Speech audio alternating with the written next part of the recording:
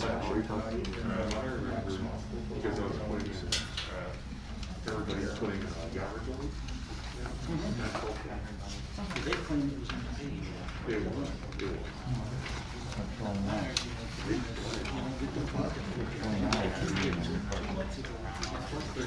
So,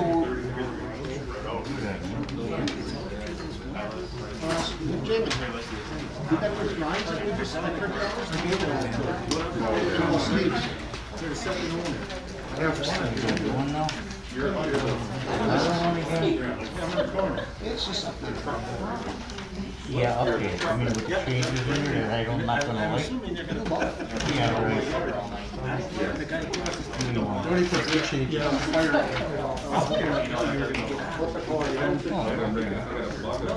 is the one that come out with it. I saw you got. If you did this one here, you might, if you would have done this one here, that's right. We'll get rid of this. That's gonna go. Well, the easement will be there, but they're the ones that are making us do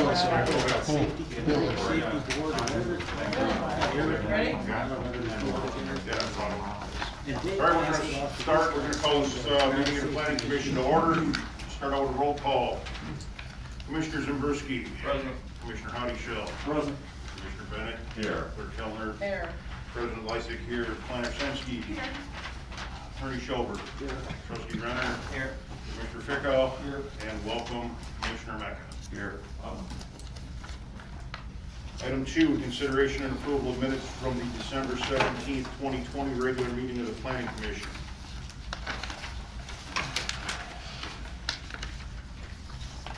Make a motion to dispense with reading of minutes. Second. Any further discussion? All in favor? Aye. Opposed? Motion carries. Item 1, Engineer Ralph.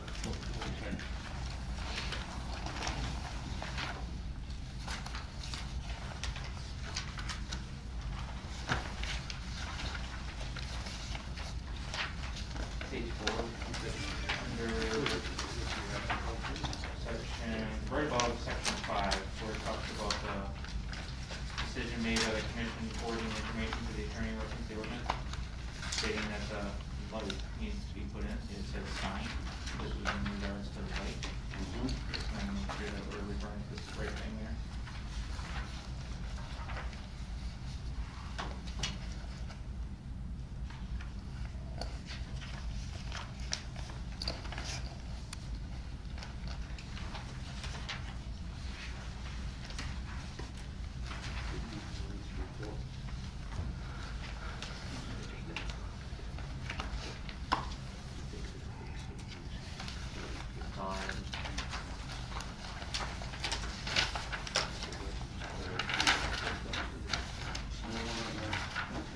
Make a motion to approve the minutes as amended. Any further discussion? All in favor? Aye. Opposed? Motion carries. Item 3A, old business, village staff official review, discussion, and status update to the planning commission regarding the Occasion Phase 2 fill project. The property is located at approximately and surrounding South 72 West 23085 National Avenue, and it is Zone B3 General Business District. I don't believe there's been another inspection done since the last one. There was one done maybe a week or two ago. Will and Eric were out there, and I had looked at the pictures. It's pretty snow covered. It's dormant. I hadn't seen a report on it, so that's why I said Yeah. that. So, So no It- no so it's report on it, compliant. no? Okay, thank you. yeah. I'm gonna take item 3B and move it to the end of the agenda, or review of chapter 13. Warren, I have a question about Yes. 3A, if that's okay. Please, Stuart. Since the building still exists out there, even though the site is dormant, do we need to consider any type of snow plowing activity in order to gain access in case of an emergency to that building, fire or otherwise? Is that anything that It's been plowed, it's been taken care of. It is, okay. Yes, you I can have get into the realized, building. so- Okay, cool. Thanks. You're welcome, sir. Move on to item 4, new business, item A, review, discussion, and possible approval of the site plan / plan of operations request of property owner / applicant Edward German doing business as Sweetball LLC to locate interior and exterior storage in the buildings, bins, and outdoors, generally on the 3 lots at and adjoining South 85, West 22405 Bucket Street. The property is zoned I-1 Light Industrial. Right. This site was actually the compilation of 3 lots, and what I said in my staff report to the commissioners is all 3 of these lots are legal non-conforming. They pre-existed the zoning code. They're 1 acre in size, and our code requires 2. And so I said in there that I would strongly encourage the applicant to consider either through quitclaim, because you're the owner of all those lots, or by a certified survey map, that you combine all of those lots. But we can't compel you to, because it is a legal non-conforming situation, and we would allow it to continue as such. The reason I encourage it is that storage building A, for instance, on the site plan sits right on top of one of the lot lines, and storage building B sits closer than the 15 feet that should be off of that next lot line. So combining those would clean up all of those things, it would make it a conforming lot. Not something we can compel them to do, so I want the commission to understand that I'm not suggesting you make that a requirement of the approval if you're inclined to grant one tonight. So what they would like to do is utilize this site for indoor storage, both personal and of a leasable type, and for outdoor parking of vehicles and equipment, not materials and supplies, vehicles and equipment. There also happen to be some pre-existing grain bins on the site that they would like to continue to use for leasable storage as well. Typically, outdoor storage uses are required to have fencing all the way around, or some fashion of screening so that they aren't simply a storage property open to the public view. And toward that end, the applicant and I had talked about the planting of trees along the street frontages, and I had suggested that I would be putting into my report a much more dense schedule for plantings. And so you'll see that as a part of my recommended conditions. From the use standpoint, I think this is fine, but to screen it properly, my suggestion was that there be a condition attached, that there be plantings at 20 foot on center, all the way along the Industrial Avenue and the Bucket Street frontages. A mixture, and in your reports, it's backwards. In your reports, it says 40% coniferous, 60% deciduous. It should be the other way around. 60% coniferous, 40 deciduous. What we really want is that at-grade screening along those frontages.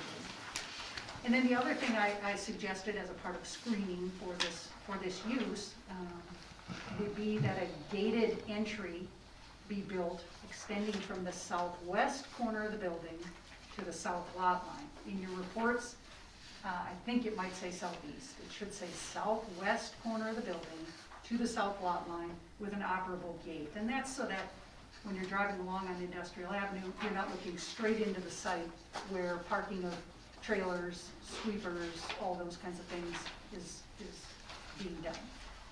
So those are the most impactful conditions that I'm recommending. The balance of the site, they're not proposing to make any changes to. They are, the loading dock will be retained. The building itself, with respect to the rest of the site of the building, there's no changes to the exterior lighting of the property that are proposed right now. There's no changes to the existing signage on the property proposed at this time.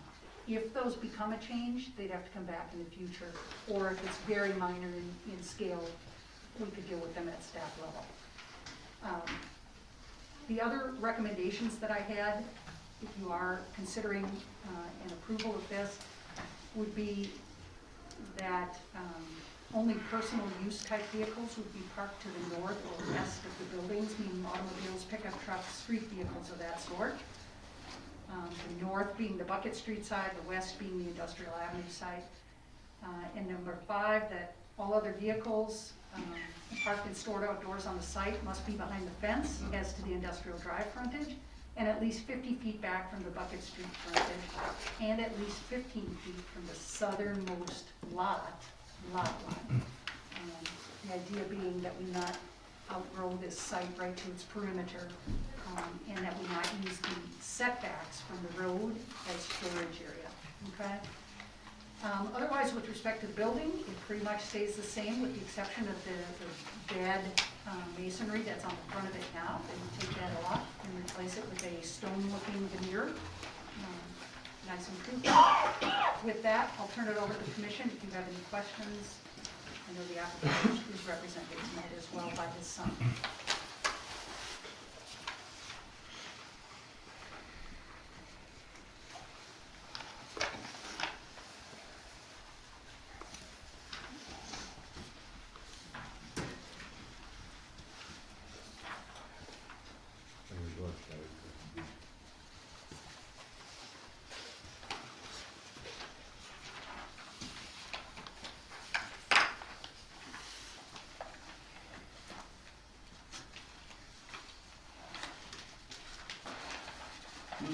Who's here from, is the plan to keep the parking lot, gravel the way it is?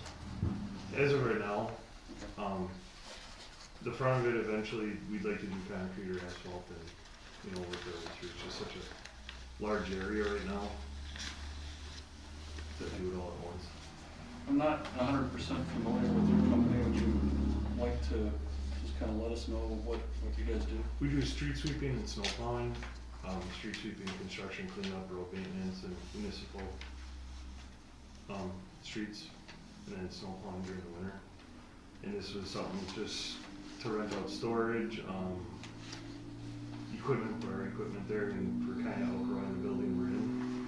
So eventually maybe move to this one at a later date. I know Mary brought up the trees, the conifers across Industrial Lane. I know we were discussing that, and we have no problem with doing trees, but we also were discussing about if we put all pine trees down Industrial, it kind of takes away from the vision of the building.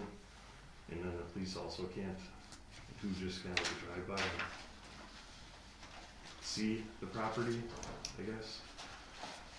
But we have no problem, and that is something that we were trying to dress up the area and redo the buildings and whatnot. Is some less dense concept Well, palatable for you? we were talking about like the more deciduous, like maples and oaks and stuff. But also conifers, but not really sure what percentage and how many of each. We would just like when they drive by police department at night, be able to see in a little bit too. I mean, we want to cover it though, you know.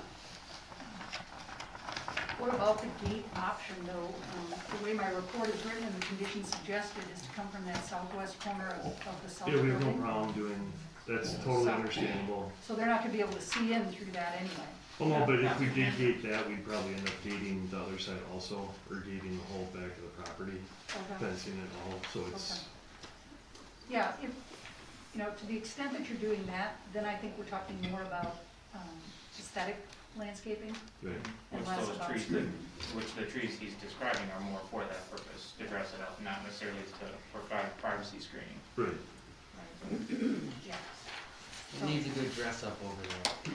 it's, Right, and I know Everett was more than happy to take some steps. I know he wanted to Yeah. put flag pavilion out there and Really wants it to look nice. get some good things going on, so, yeah. Excuse me, 2 green bins in the back? as of now, we're using them for storage, What are you storing in there? I mean, corn and beans, corn and beans, okay. yeah, And that's all you'll have to store in there? correct. Okay. If there is Salt? an issue with that, I mean, it's No. not something that, Salt, you got inside, right? correct. In the old fertilizer. In the old building. fertilizer lower section. Correct. Okay, okay, good.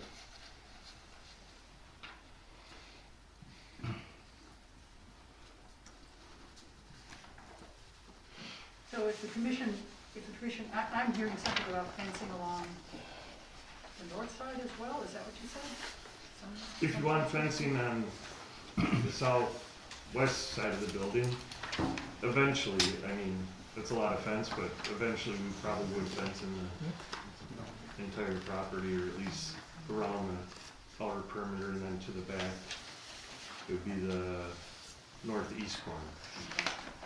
If the commission wanted to delegate to staff the responsibility to work with the applicant to lay out a suitable plan where we get enough screening and it's phased in, over a reasonable Period of time. course of time, we'd be happy to do that. If I'm understanding correctly, the lighting on the site is just gonna remain as is. Correct, we've replaced some with LEDs, but we haven't added or taken away from what's there now.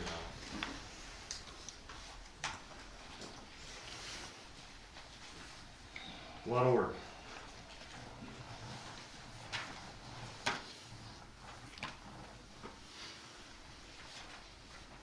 So basically, we look at combining 2 and 3 to the staff level review. I think that's perfectly good, yeah. One condition I didn't write into this report that I almost always do is that prior to occupancy, there be a full walkthrough and Inspector and full fire. compliance with the public safety and Right. the fire department. We update all the extinguishers, exit signs, and we've done all that, so whenever you guys, Excellent. I'll call you and let you know when I'll be here. that'll work. Vince will need to get through there too before he issues the occupancy. Okay, can we change the phone number on the permit application? Go ahead, fire away.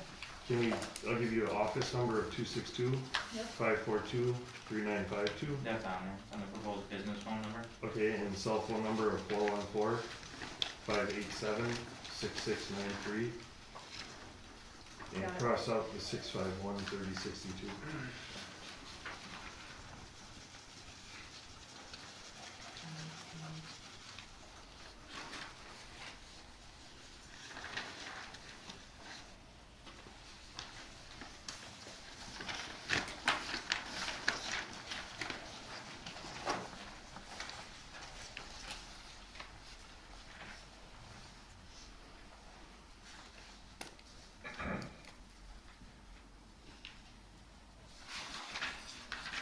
What's your thoughts about combining the 3 properties? Wouldn't have an issue with that. I understand the buildings are on the property lines and whatnot. If that could get done at a later date here, that's fine.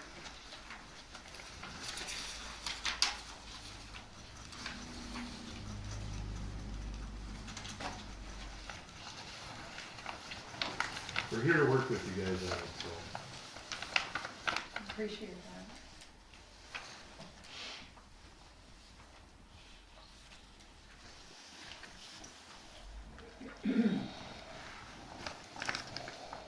It's a good business to have in the village. They're in the village already, up the road. Yeah, If commissioners don't. we enjoy the village, this area.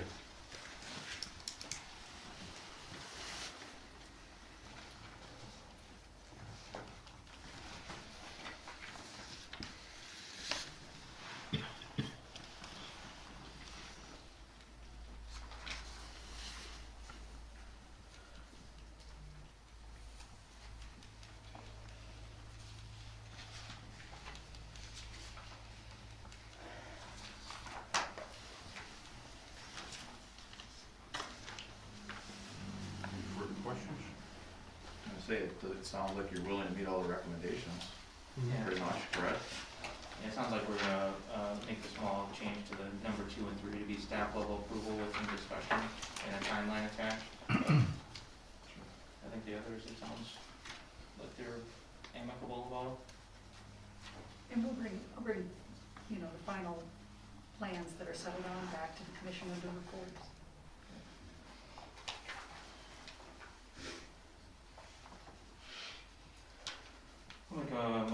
approve the site plan of operations, as discussed, with the future date, combination of the lots to be determined, but then, recommendations 2 and 3 to be staff level, and then including obviously 4 and 5 as stated related to the parking and type of vehicles. And adding the inspection requirements. Yes. And adding number 6 would be the inspection and walkthrough by fire, as well as, the inspector. Vince? I'll second that. Any further discussion? All in favor? Aye. Opposed? Motion carries. Thank you very much. Thank you. Item 4B, review, discussion, and possible recommendation to the village board on the request of property owner / applicant Stephen Steiger to develop a 16-lot, single-family residential planned unit development under conditional use grant, for example, Ripplebrook East, and including consideration of the associated preliminary plat. This request pertains to village tax parcel number BBV 211-299-3003, which contains approximately 35.5 acres of vacant land, such parcel being located adjacent to and south of Henneberry Avenue, just east of and adjacent to the Ripplebrook West subdivision in the village of Big Bend, Wisconsin. The property is zoned R2 residential district. And I'm just going to add in that any discussion of the street light on Ripplebrook West will not be tolerated because it's not on an agenda for tonight. Well, that was good to know ahead of time. That's the only reason I came up here. That's good to know. How were we supposed to read minds, or how do we know this stuff ahead of The time? agendas were posted. Oh, I gotta come up there and check it, No, okay. they're online. Oh, all right. My mistake then, I guess. I apologize, but yeah, we can't discuss it. We haven't finished getting feedback from the attorneys on this. All right, well, that answers my question. See, I'm not the only one that don't use the internet. I do use it, but I didn't use it for that, obviously. That item will be coming back to the planning commission's agenda. When's the next meeting, do you The know? next meeting is the 4th Thursday of February, whatever that date is. I don't have it off the top of my head. 26th.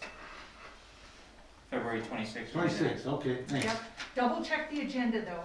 So after last month's meeting, there was follow-up correspondence internally among staff, and a request was made for some further information, and all of that hasn't been gathered yet. Okay. So when it is, it'll come back to their agenda here.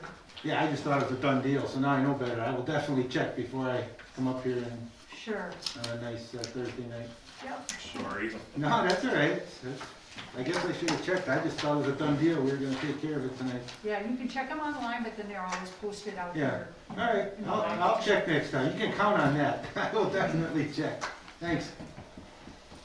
So this plan, some of this commissioners will remember, was reviewed and approved by the planning commission, recommended for approval by the planning commission back in 2018. And the plan that you have in front of you tonight is the exact same layout, okay? So it's an R2 zoning district, and there were issues at the outset where the village considered rezoning this to R3 in order to permit a smaller lot width.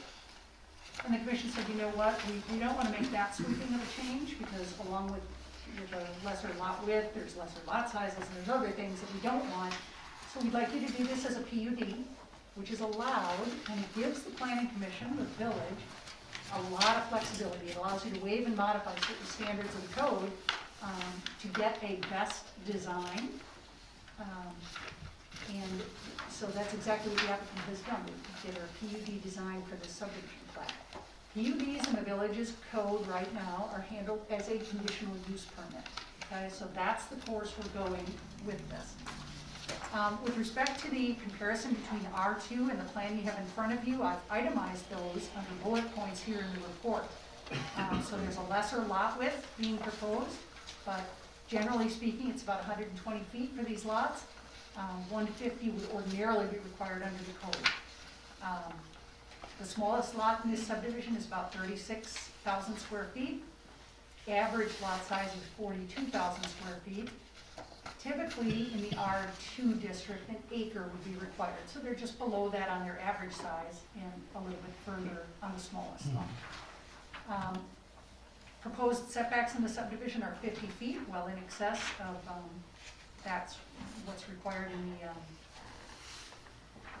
in the R2 district, compliant with what's required under PUD. Minimum offsets are proposed at 25 feet. It exceeds the requirements of the R2. It is less than the requirements of the PUD, but again, you are afforded that flexibility. So the minimum home size requirements have not been, the minimum home size requirements are 1,200 first floor, 1,600 minimum total. Minimum home sizes in the proposed project aren't yet determined, but they will certainly meet or exceed those standards. Parking area to be determined, in a PUD, you're required 400 square feet per dwelling unit. I would imagine, and in fact, it will be required that is also provided for on each individual lot. So with all of that in mind, the plan has been circulated for the village engineer's review, and she has prepared a report and can give you a briefing about it as well. The fire inspector has had a chance to take a look at the plan, and he can provide you with a brief summary of his thoughts or concerns, or if you just have questions for him, you can field those as well. The only conditions I'm recommending you would consider before you would recommend this to the village board are, number one, that this public hearing be concluded. Number two, that the preliminary plat be modified to reflect the comments of the planner, engineer, and other village departments who have had a chance to review it. That, number three, if the village board supports the preliminary plat, the approval would be conditioned upon the applicant coming back through the planning commission and the village board with the processes of a final plat, including, and there will be a phased final plat, by the way, so the village engineer will talk about that. The applicant has to come back through the planning commission with a final plat containing all the details, such as, but not limited to, grading, drainage, erosion control, stormwater management, utility and similar plans, the road construction plans, the project phasing details, a development agreement, a stormwater management agreement, and then we need to take a look at the homeowners association documents and the restrictive covenants that are proposed for the development to ensure compliance with some of those home size, parking area details and so on. And then lastly, number four, that when the conditional use permit is finally pulled together with all of these details in it, it has to be fully executed and recorded before any work starts on the project. Do you want to? For engineering review of preliminary plat, You want me to move? No, you're fine. I just like to stand up. There were only a couple of comments. I did have our licensed land surveyor look at the preliminary plat, same surveyor who had reviewed the one a couple of years ago. Same document. He just had one minor comment of updating the dates on the preliminary plat. My comments related to engineering review, one of the cul-de-sacs in Outlot 2 appears to be a little small, only 80 feet in diameter as opposed to the required 90 for a fire truck. Doesn't really change the plat a whole lot, it's just a line that shows the edge of pavement would be further out, but the right-of-way seems efficient for that cul-de-sac. And then the phase one, there's a phase 1-2 line. It's not clear what stormwater management facilities will be installed in phase 1, so we want to make sure that we phase 1 buildings and roadway drain to an installed stormwater management facility. Now all that functions as a phase development.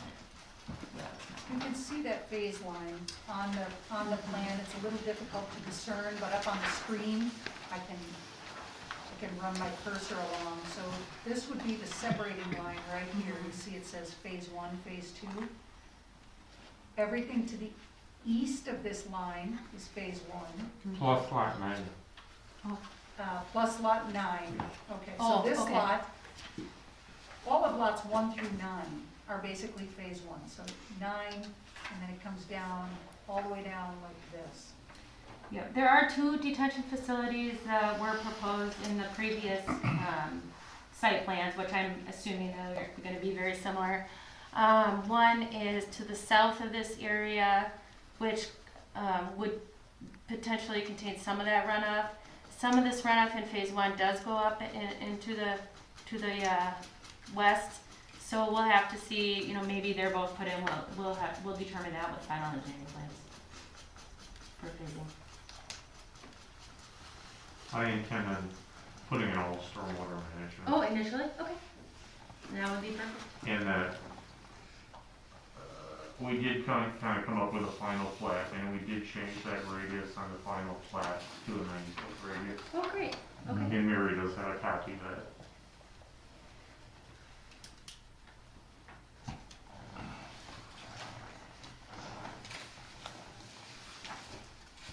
Any comments, Bill? We're just fine. Did a good job. I didn't review the final plat. I'm just saying that on that final plat, the radius did change. Awesome.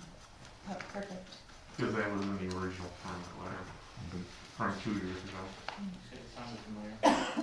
Where are the proposed stormwater, on?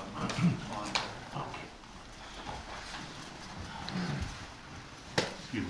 The ones in the bottom right corner. that Okay, were not there's one here, and one down here. So, like, this drainage all goes to here, and then that drainage all goes to there.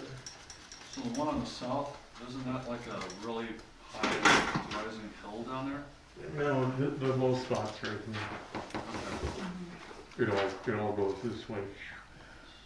Okay, so it's just kind of crescent. This is really high too, but that's really low. Okay.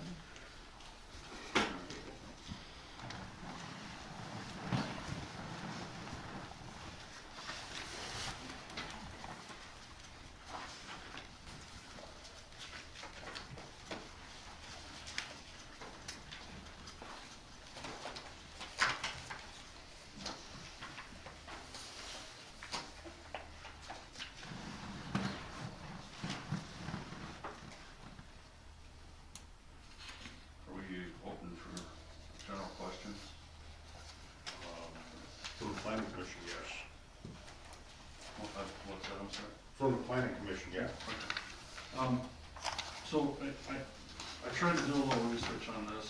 I know someplace, I think kind of to the south and east of where this is proposed, there's something called the Manny Ridge Effigy Mounds It's actually up the hill.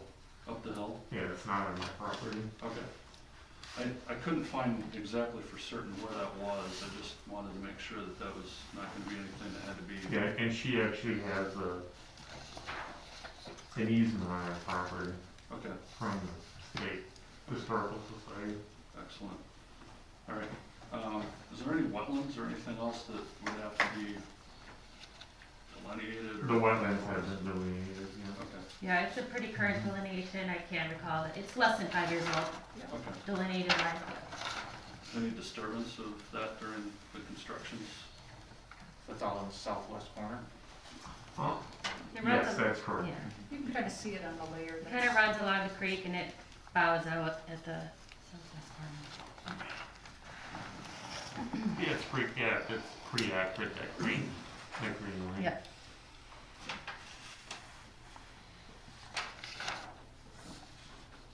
And none of the lots are in the wetland. I could have put, 2 of the lots, or 3 of them into the wetland, but I chose not to. The wetlands remain in the outlaw. as far as I Correct, can tell. yeah.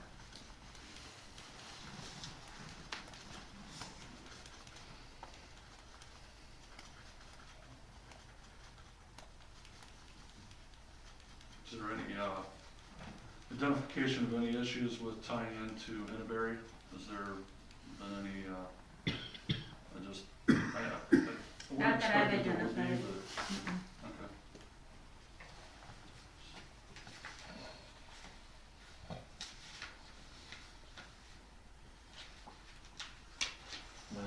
submitted in 2018?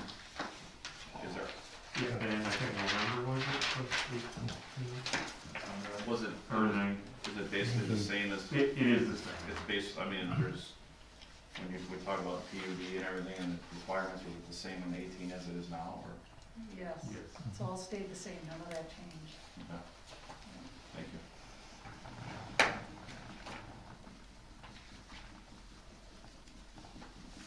Yeah, and you had come to multiple meetings before that for consultative approach, even before that, yeah, that meeting where it was talked about in October, November, right? I Mhm. remember we definitely went back and forth on this quite a bit over We did, yeah, we over a did. few months, so, Yeah, September of 2018 is when it was Or, ultimately yeah. recommended, okay. but there was a lot of, you're right, lead-up meetings Mhm. that formed it into what it is. I'm playing a little bit of catch-up on that, I'm That's here fine. for 2018. Is there any, I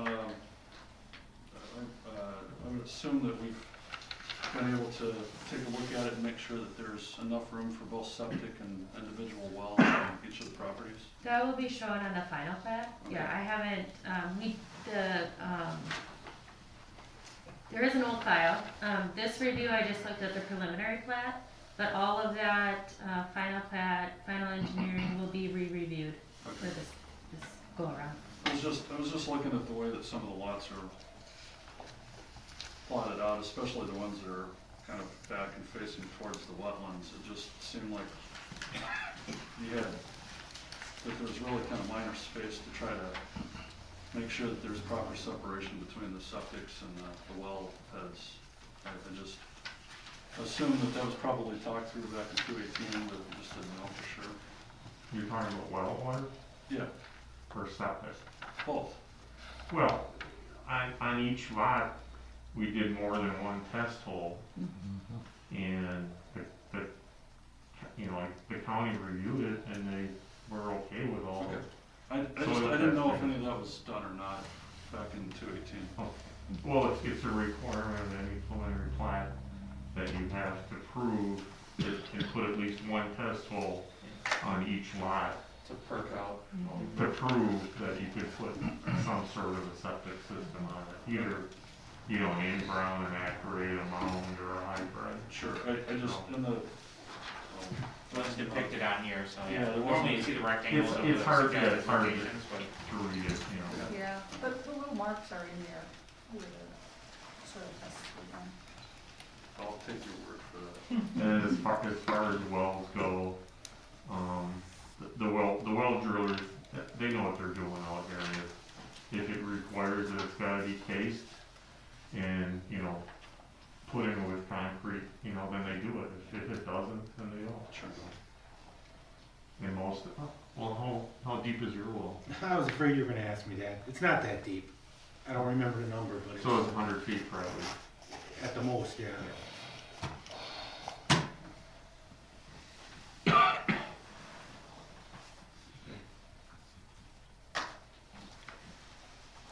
They're all good questions.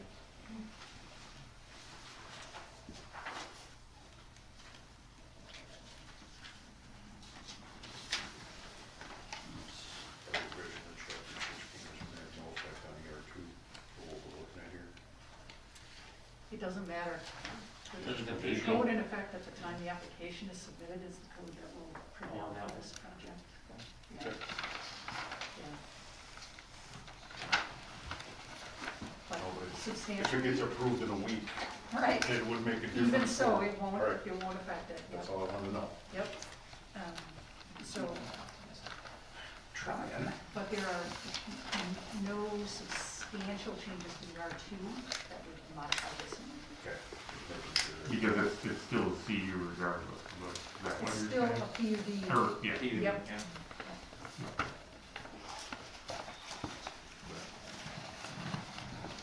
And a CD.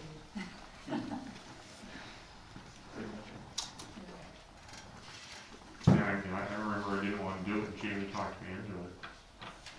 Yeah, well, this is the way to get it, Right, developed As how you designed. want Correct, it, correct. without having to sweep a rezone right in there. correct.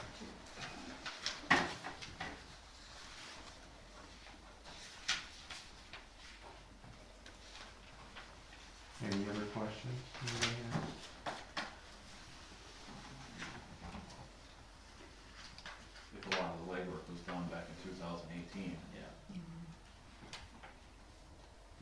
said, there's still more to come, but it's gotta get past this step first to get there, so.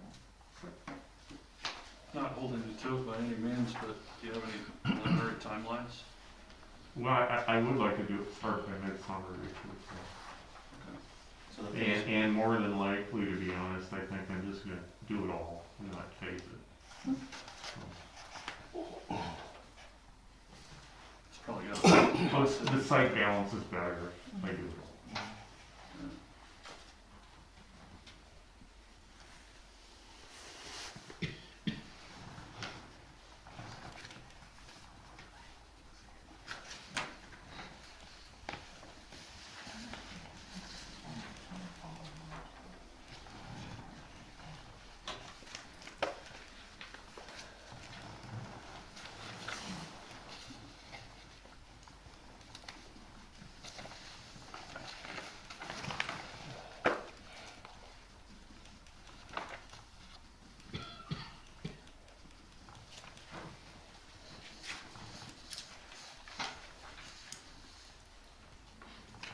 Anybody have anything else?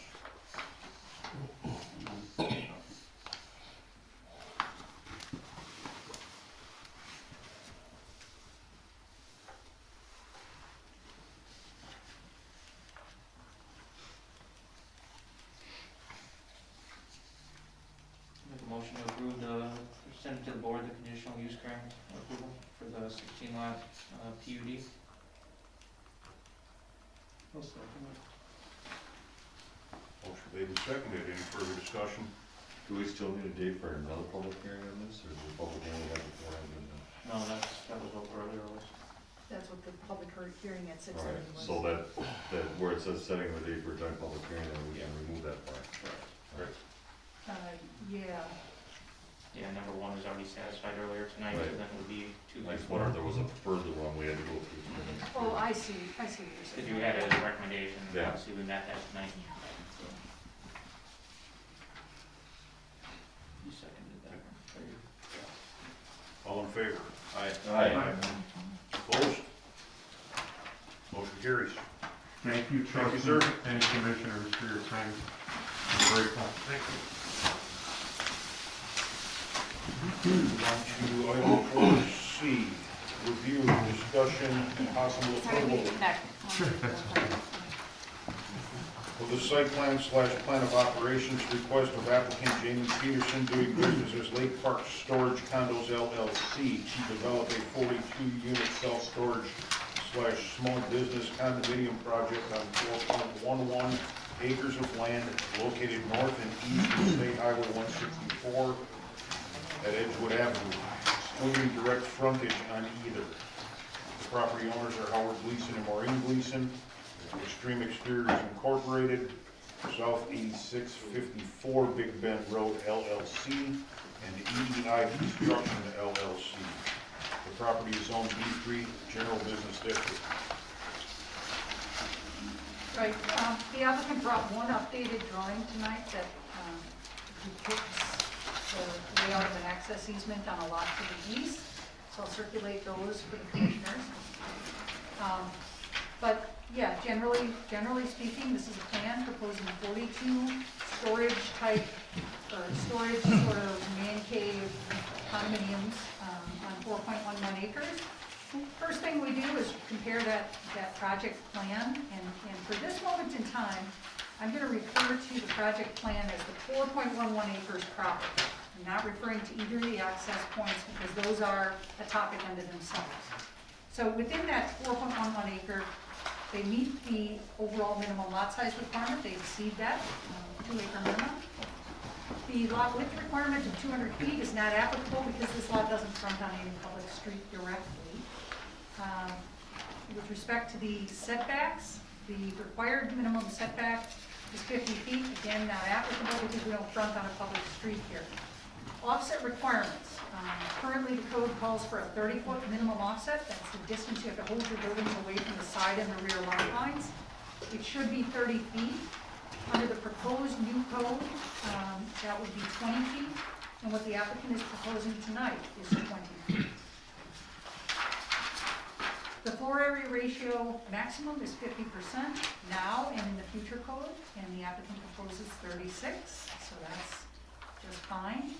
Open space floor area ratio, we don't have one at this time, but for reference sake, they're proposing a 20% floor open space ratio, and 20% would be our minimum going forward, so they'll be good on that. Parking area landscaping, we do currently have a requirement in our code that within any paved parking area, you're required to have at least 10% of it in green space. So this is kind of a unique environment in as much as we've got nothing but paved driving lanes all the way through the combination of buildings, with the exception of some small green spaces that separate the buildings in a few spots. So I think partly the answer to this question will lie in the plan that I've asked to be provided, and that would be a plan that shows what the parking will look like on this site. When a condo owner comes to the site and they pull in and they park their car that they arrived in, where will they park it? How will it be situated? Perpendicular, at an angle, parallel to the building? And based on that, we can decide whether there's any space to provide some green islands in the parking area itself. And if that's not the case, then the question will go to the commission, do those green spaces between the buildings maybe satisfy what that requirement in our code really intends? Mostly what that intends is that it leaves green space to accept sheet flow, if that's applicable, if we're not talking about a curb and gutter parking area. So those green spaces between the buildings could accomplish that. They could accept some sheet flow. The other thing is to provide space for planting of shade trees. Typically parking lots are very hot spots, and so green space allows them to plant trees that relieve some of that intense heat in a development like this, where there's a lot of pavement. So that will kind of remain to be determined by the commission, okay? And then just with respect to general landscaping, we do have a quantitative standard in the village's code, and that's 1 tree plus 2 shrubs for every 1,000 square feet of open space. In the case of this project, that would require 49 trees and 98 shrubs. And they propose to put in 47 trees and 20 shrubs. The quantitative standard is one thing. The other standard that's going to come into play here is referred to further down in the report, and that is the standard that says all developments shall be suitably screened from surrounding land uses that may experience adverse impacts on account of the project. And in a case like this, we're dealing with a property that's zoned B3, and it happens to be surrounded to its north and its south and its east by residentially zoned and used properties. Some are in the village of Vernon, and some in the village of Big Bend. Okay, so to me, a metal buildings kind of a project probably calls for that screening requirement to be invoked and shown on the site plan appropriately. So then, just with respect to that's the quantitative. So that's the bulk and the spatial standards of the code compared to this plan. Pretty darn good. A few details to iron out. Site plan review comments. First of all, we must have a finalized and recorded survey and related easements before the Planning Commission can recommend approval of this project, because as it sits right now, these are 3 separate lots.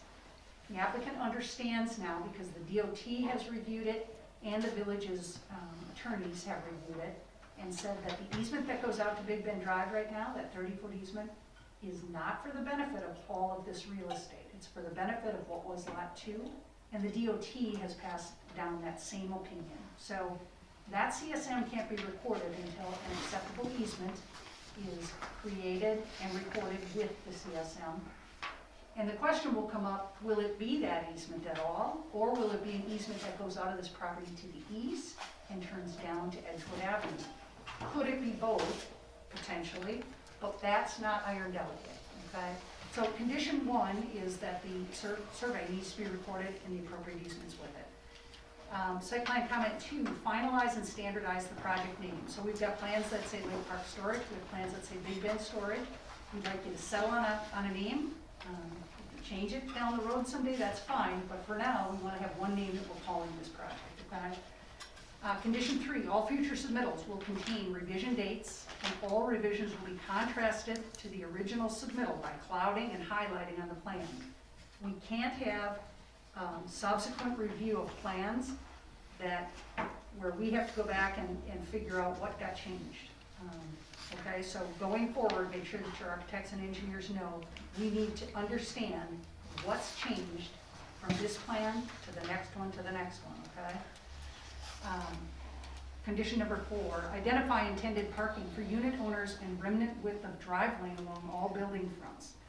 So we have some spacing that's shown on the plan that identifies, a distance between buildings, 55 feet, for instance.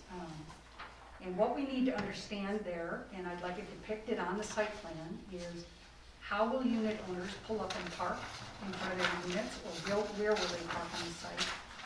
And what width of driving lane is left after that's done, okay? That benefits the public safety people in understanding what they might encounter if they come on the site with a large truck. And it just helps inform kind of the intended layout of the land. And then, continuing on with that very same point, I say here that identify on your plan going forward the intended pavement markings for internal and including internal and instructional signage. Are you going to suggest one-way flows anywhere? Are you suggesting two ways? Are you going to put up any instructional signage that tells people how and where to park? Are you going to stripe parking spaces for the units? Okay, all of that we need to see on that site plan going forward. Secondly, I asked the question, will there be any internally defined pedestrian ways for unit owners to get, for instance, from that far northeast building to the lounge? Do they just walk through the asphalt, and is there a striped pedestrian way? Put that information on the plan so we understand how that works, okay? And then after that, the last point under that, item number 4, is the question, is there overnight parking intended to be allowed on this site at all? Or will there be no vehicles outdoors on this site? And then further down, I do ask the question, what are the hours that people can be in this property? What are they limited to? So we'll want answers to those questions going forward. Condition number 5, that the police department and the fire department have an opportunity to review and approve the site plan as to accessibility, entry and exit points, and internal circulation. Now, I know the fire inspector has had a chance to look at this plan. He can answer questions and share his thoughts and comments with the commission tonight on that front, and we'll all kind of learn and go from there on that point. Condition number 6, if access is going to be built to Edgewood Avenue or Highway 164, we're going to need a couple of things. First of all, if it's going to go out to Edgewood, we need evidence that the DNR has approved of the construction of a private road through that lot, okay? Number 2, in either case or both cases, we're going to need an easement. Condition 3 under item 6, that the design of the private roads be code compliant with respect to construction and surfacing requirements. And then the last point under number 6, resolution of the residential driveway conflict at 164. So to whatever extent that easement going out to 164 becomes a part, whether it's an exit only or whether it's a fire safe, entry point only, whatever it is, somehow we have to see that driveway that turns right in at the same point gets resolved. So we've had good conversations with the applicants about all of these things, and they've done a lot of adapting, and that's good. I think we're making great progress. Point number 7, outdoor storage of materials, equipment, supplies, and vehicles not permitted. So parking a vehicle is an in and out movement within a 24-hour period. It doesn't stay the night. Storing a vehicle is a vehicle that stays parked for more than 24 hours. So I want to make sure that becomes a part of the standards of your approval that gets captured. And the easiest way to do that is for you guys to offer that in your documents that you give us. Point number 8, that there be soil test information and county state approval as far as the septic and the well plans go. And then I also asked the question, just spatially, is there enough room there to build the right facility and have spacing to the well and whatnot. So, number 9, exterior lighting plan is needed. That was sent over to me in an email, and it looks like it's going to be a suitable plan. I'll talk to them a little bit about the fixture, the particular fixture, but great work on that, thorough. Point number 10, phasing plan should include more detail. I think a lot of that is going to depend on exactly where the entry and exit points come from. You might have to swing phase 1's line up to the north side of that main asphalt drive, that kind of thing. So we'll wait to see what that turns out to be. But we would also want to know if you have any intentions of postponing any part of the landscaping to a future phase, any part of the entries, if they're going to be a future phase, the driving lane, and indicating your ultimate, so little, just kind of little information, or even tonight with the commission, kind of what are your goals and dates for completion of different things along the way here. And then point number 11, just ask the question, where will there be dumpsters, or how are you going to handle trash collection? And are you accounting for access for trash removal from the site? Then go down to the landscaping plan review. I just indicate point number 1, that they should meet the plantings quantity standard, and I'm confident they will by the time the full landscaping plan is developed. Point number 2 is the screening requirement that I spoke about earlier. Section 1623C1 simply says that every development has to provide sufficient screening to shield adjacent properties from adverse external effects of the development, or to shield the development from negative impacts of things that might be around it. So I'll ask the commission to weigh in on that as a part of your discussion for sure, on what you feel, if anything more, needs to be done around the perimeter of this project. And there are some elevation issues. For instance, I think the grade at that northeast building is probably going to be a little bit lower than the grade of property to the east, or vice versa. But we want to make sure that whatever gets planted in terms of screening is going to substantially screen the buildings from the surrounding view. Architectural plan reviews. So condition number 1 that I point out, 1623(5)A of the code says that you must have 50% masonry all the way around on commercial buildings. Okay. This plan shows a wainscot type masonry veneer, wainscot height masonry veneer on 3 sides of the lounge building, but not on the other buildings. Okay. So this site isn't directly in front of an adjoining street, and plantings and so forth around the perimeter of it will probably obscure its view. So the commission may want to discuss the extent to which you're going to stand by that requirement. And if you are, as far as I can see, the only way to get relief from that is through the Board of Appeals. Okay? I don't see a vent for the Planning Commission to allow that. Point number 2, under architecture, lounge building facilities are an owner-tenant benefit exclusively. We want you to confirm that. There's a wash bay, for instance, that kind of thing. The intention is not that that's a public facility. Point number 3, that we need materials and color specifications and samples for all the buildings, all 4 sides. So one of the deeper pages in the architectural plan set for the lounge building gives you a good idea of kind of what this color scheme looks like on the rendering. But the rendering raises questions also, because the rendering, for instance, shows a very narrow rib horizontal type siding, but the stick drawings show a very wide rib steel siding. And then the same is true for the roofing. What will be your rib style on the metal roofing?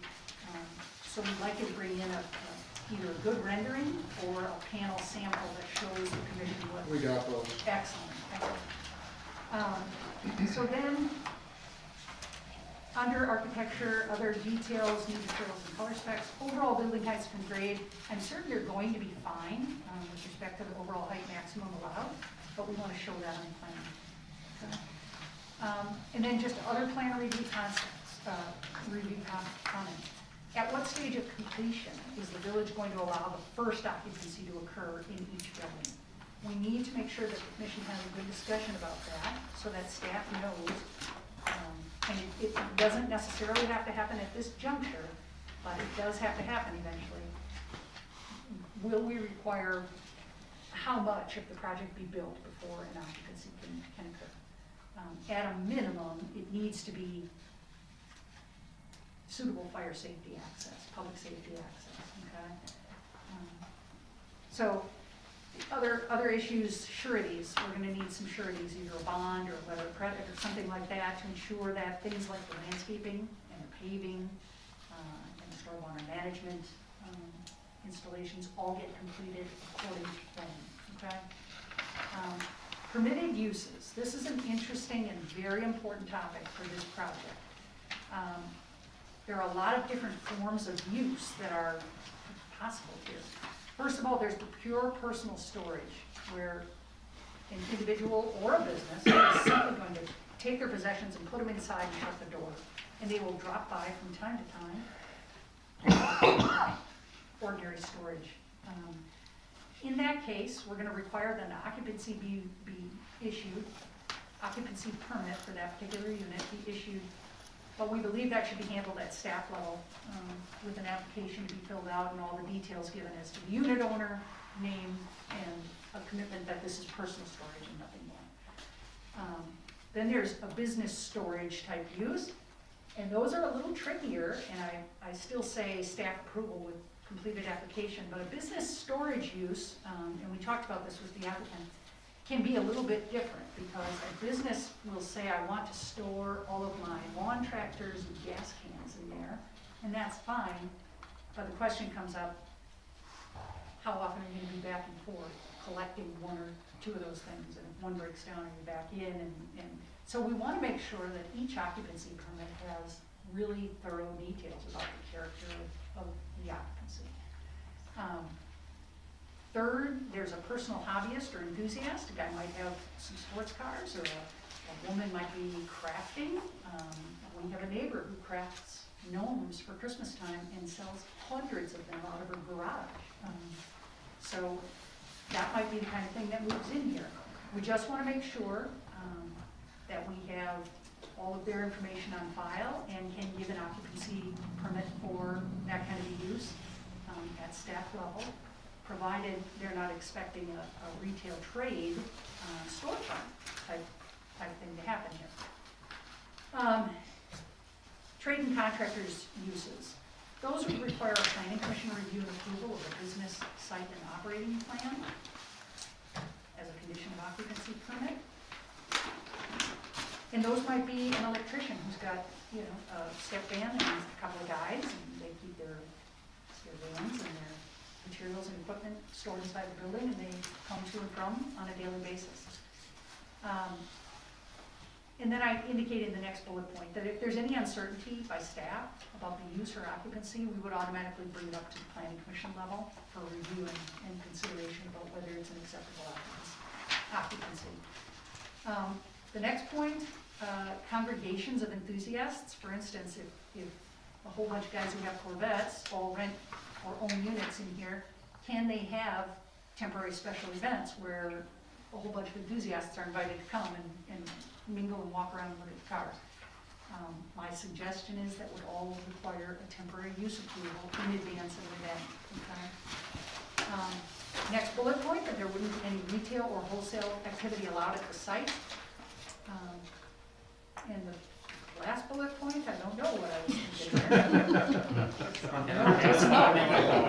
Guess I was in a negative mindset. Number 4, permitted hours of operation. We're going to want to hit on that. Number 5, occupancies not permitted that cause adverse impacts upon the surrounding area. I'm thinking about air tools, for instance. Guys with pool cars might have air tools. If it bangs loud enough that it starts disturbing the neighbors, that's not an acceptable occupancy, okay? Because the neighboring occupancies are all residential. Next bullet point, that it's a condominium project, and so we're gonna have to see all the condominium documents eventually, not just a site plan. Point number 7, we need a title report to confirm the status of the ownership as to all the properties involved, including the easement areas. The Waukesha County GIS site still shows a number of different owners, so you guys are gonna have to provide us with accurate information about who the ownership is. Point number 8, owner and tenant access only. We want you to confirm that that's the plan.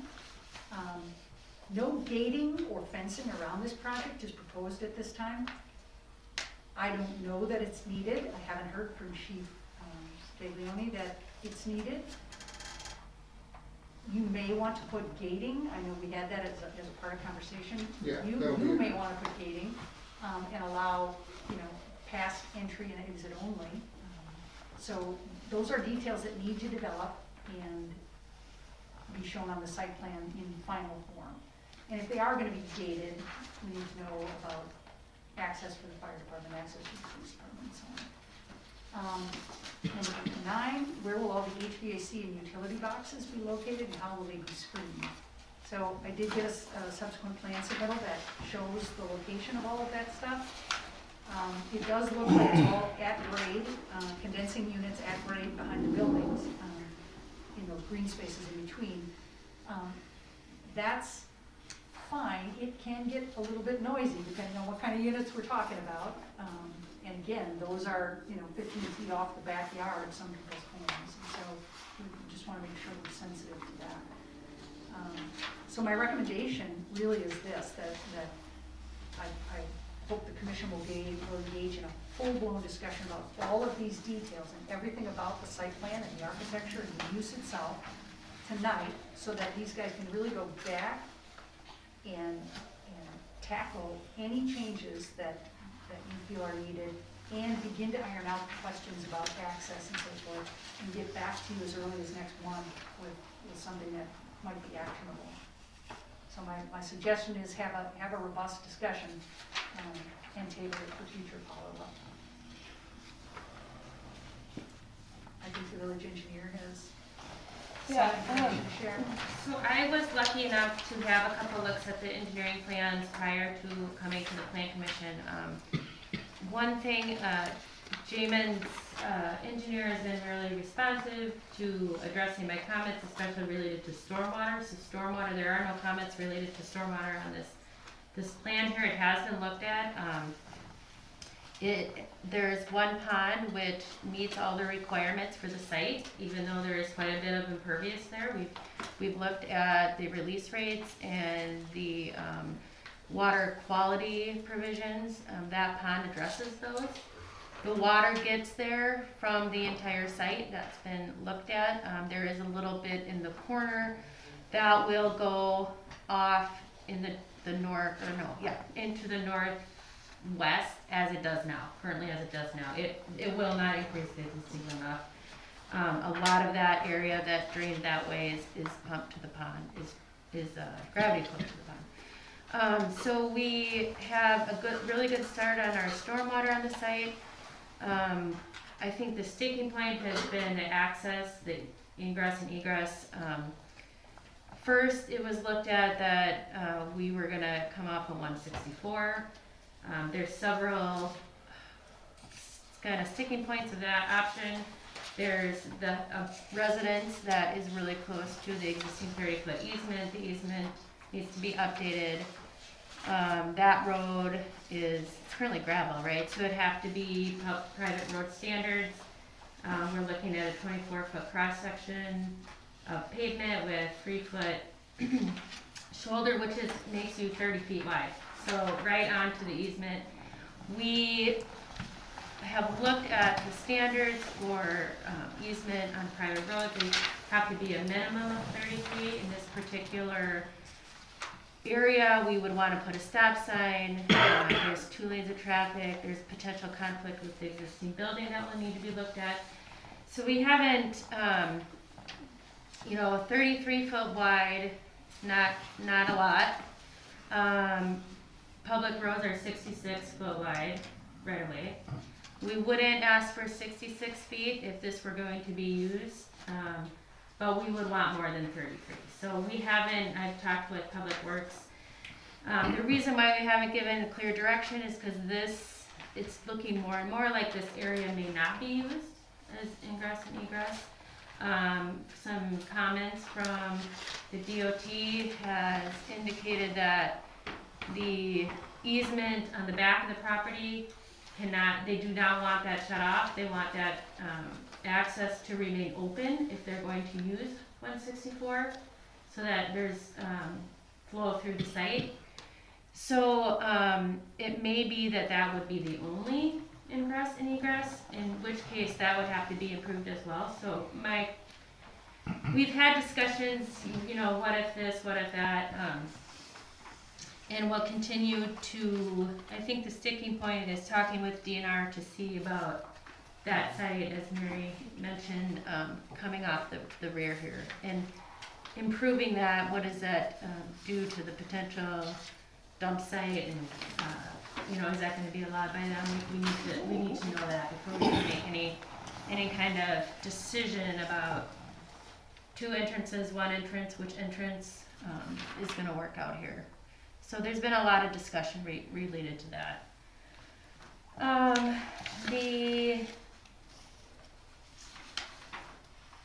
You know, some general comments, they're aware that they need to get their NOI. I think it's already been applied for. Oh, received.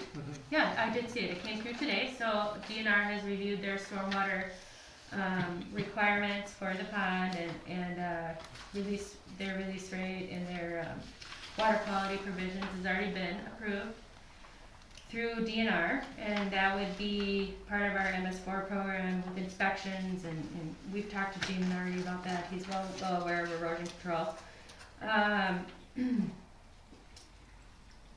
Any other approvals from the county or state? Well, septic, there's one area where the, is it on there? I can't see it. And maybe it's a little bit south. There's a common building 1, the owner's lounge. Just south of that, yeah, that's the only area of septic and well. Jamin has had soil borings done out there. He's gonna provide those to us to complete our review.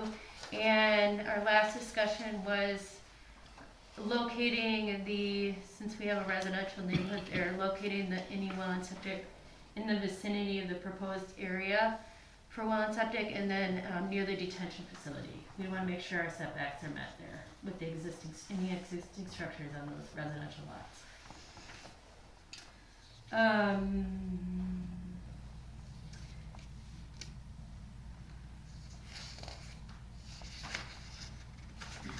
Okay.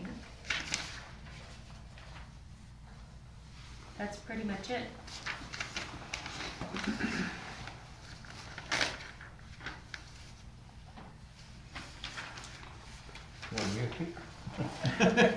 Okay, I'd like to have 2 ways in, 2 ways in and out, of course. If we could just make that not a temporary, but, you know, just in case we need it, we got it. The main way, fire lane, whichever, whatever you wanna call it. On 164, out to 164. Off to 164, right. And that may be an out only. I mean, there's several options. Could it stay as grandfathered in case if it was an emergency thing only, or would it have to still be meeting the private road standards? I would say emergency only. And Could it be gravel? it could be Could it gravel. stay, I'm basically asking, could it stay like But it it's is gotta today, have- for example, or would there have to be some level of improvement to justify the need? If it's just a fire lane, It it's just- not a private street. Right. Okay, Private so we could streets. strike But that it has to be as plowed, such or you something. know, Okay. in areas to clean in the wintertime so that we can get in But through there. just something to formalize that should certainly be a requirement. I mean, this is a serious commercial development, and Right. it shouldn't be served by a hopscotch gravel path that blended with a driveway that that all goes out to 164. I think that driveway needs to be clearly redefined, where it enters and exits. And if it is just a fire lane and if they're gonna continue to come in and out through there, that's fine. But we need to formalize that arrangement. Okay. With some sort of a gate that would only be, an electronic gate that could only be used by the fire department to prevent any other use coming in or going out. It might be a good idea, because you know I some mean, people want to use it as a shortcut. Yeah, I don't think we want, we don't have any wanting to have people coming in and out off of 164. I think that's just, it's a state highway, it's just If more. it's fire only, I don't think it needs to be an electronic gate. I think it could be a more standard steel gate with a Knox box or something Right. on there that the fire department That we Can only open- access. and no one Yep. else Right, can. that we can Right. open up or get into. And set back as far as you can away from 164, so there's, Equipment can come on site. Well, right. Not see, be what stopping the traffic. scenario could be also, okay, you're coming in off of Edgewood, and then you got the engine in the middle here someplace, and you got an issue with a health issue or a rescue issue, well, then the rescue can come in off of 164, that's the. And then you just open the gate. And just open the gate and come in that way. Yeah.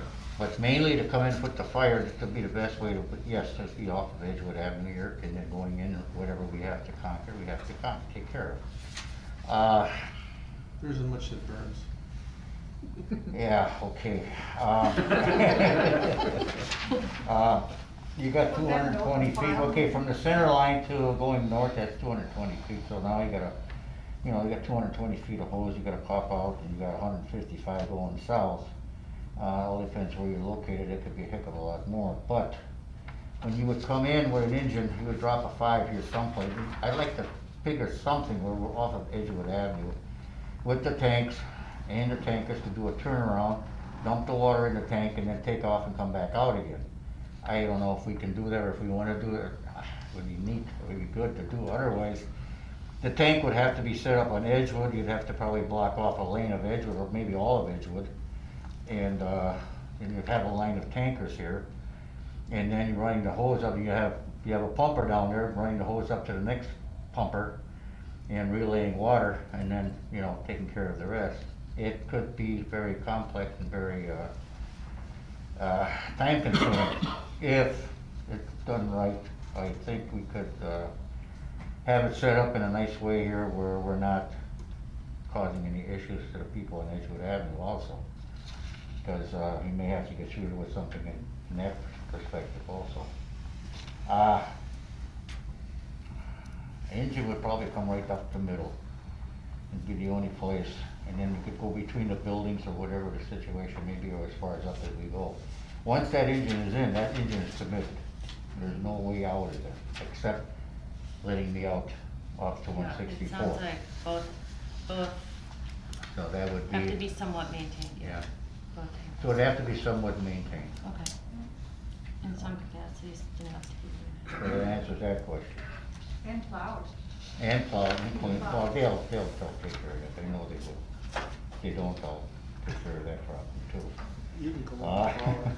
What would happen if you had to get to building 3 over there with that engine? Building 3. That's the one right next to the stormwater pond.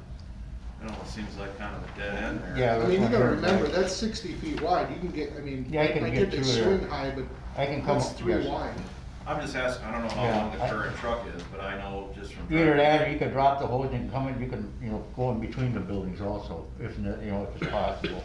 Or you can bring the truck right around also, but that becomes what Mary had brought up about parking. It's like a pinch point. Yeah, now we got a parking situation, now we got cars and stuff in the way. How are we gonna do it? How many feet is that gonna give us in between it? We got 55 feet now. You got cars parked here in front of these doors and so forth, and everything else, now we got a problem, right? I've only got 10 years' experience on storage condos, Okay. so I don't have a lot of experience, but I rarely see vehicles there. It's Well, very similar to, an enthusiast is gonna bring their car, they're gonna take whatever toy they have in there out, or their camper, and they're gone. Businesses, same thing. If it's a landscape company and they have a broken down piece of equipment, they're gonna come in, they're gonna switch it out, and they're gonna leave. we are planning on putting some parking over by the owner's lounge. We can certainly put some parking, alongside of, some of the buildings that are on the, what would that be, building 6 and 7 maybe, on the edge. Or between 2 and 3. Yeah, they're really, I've been in and out of 3 different complexes in the state of Wisconsin, often, and I rarely see a car. If I'm meeting somebody there, it's pretty obvious that who they are because they're the only other person in the parking lot. There is no outside storage. You had talked about noises and sounds. These are insulated buildings, so I mean, if there is something going on and they've got their door closed, there is some buffering of some sound. But we had talked briefly before about putting in decibel requirement, that if they exceed that they could be fined, because I mean, it is an association, so that we're policing ourselves, and the owners are policing themselves. And many of the parking issues, overnight parking, again, the people who own these don't want this to turn into something that is gonna affect the value of their property, just like in any residential neighborhood. I mean, you don't want somebody with cars in their driveway in pieces. There's no extended exterior parking with vehicles or trailers or any of that kind of stuff. What it can happen though, Kenny? I mean, people could still park along, Well, if somebody parks overnight and you're the neighbor, yeah. you can talk to him, and if he doesn't Oh, okay. listen, Yeah, so I know. he can be fined by the association. Okay. All right, well, I just don't like to have any problems, and when somebody comes in there and he got a hard time getting at it, but we got 2 ways in and out now, so that takes care of some of that problem. The other problem I would like to know about is, the drywall versus the steel. You have steel inner walls. What's the fire rating on those steel inner walls? You don't do you? And I don't know meters, so we'll have to find that out. Versus The partition walls? Yeah, partition walls. And you're gonna have heat in each one of these walls, right? Correct. Okay. And there'll be insulation in between what you just mentioned and so forth and walls. Talking about an alarm system in here in case something takes off or something happens? Have that idea in your mind of doing or not? We were gonna put fire extinguishers in every unit. Well, you have to, you got no choice.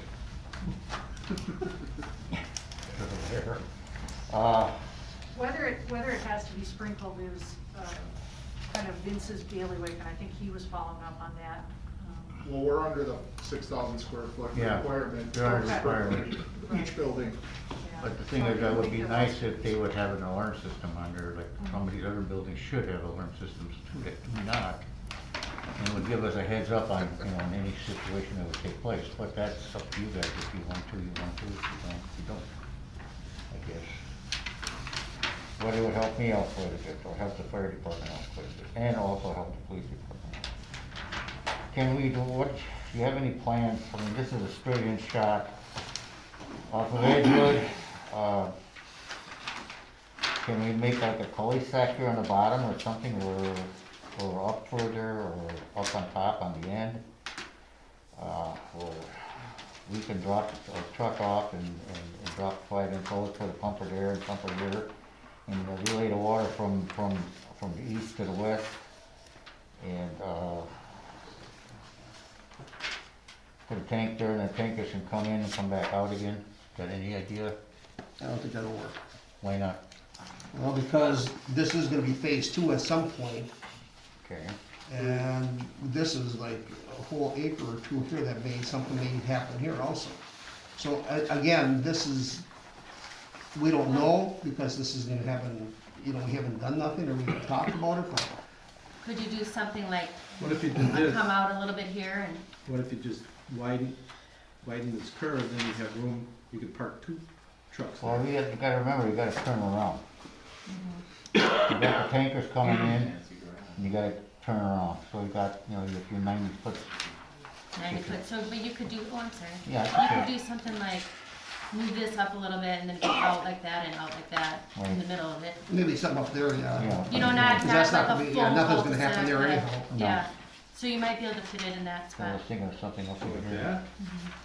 Yeah, Yeah, yeah, there Yeah. you go.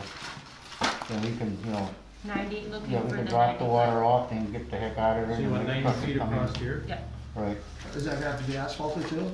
yes. Well, if it doesn't have to be done,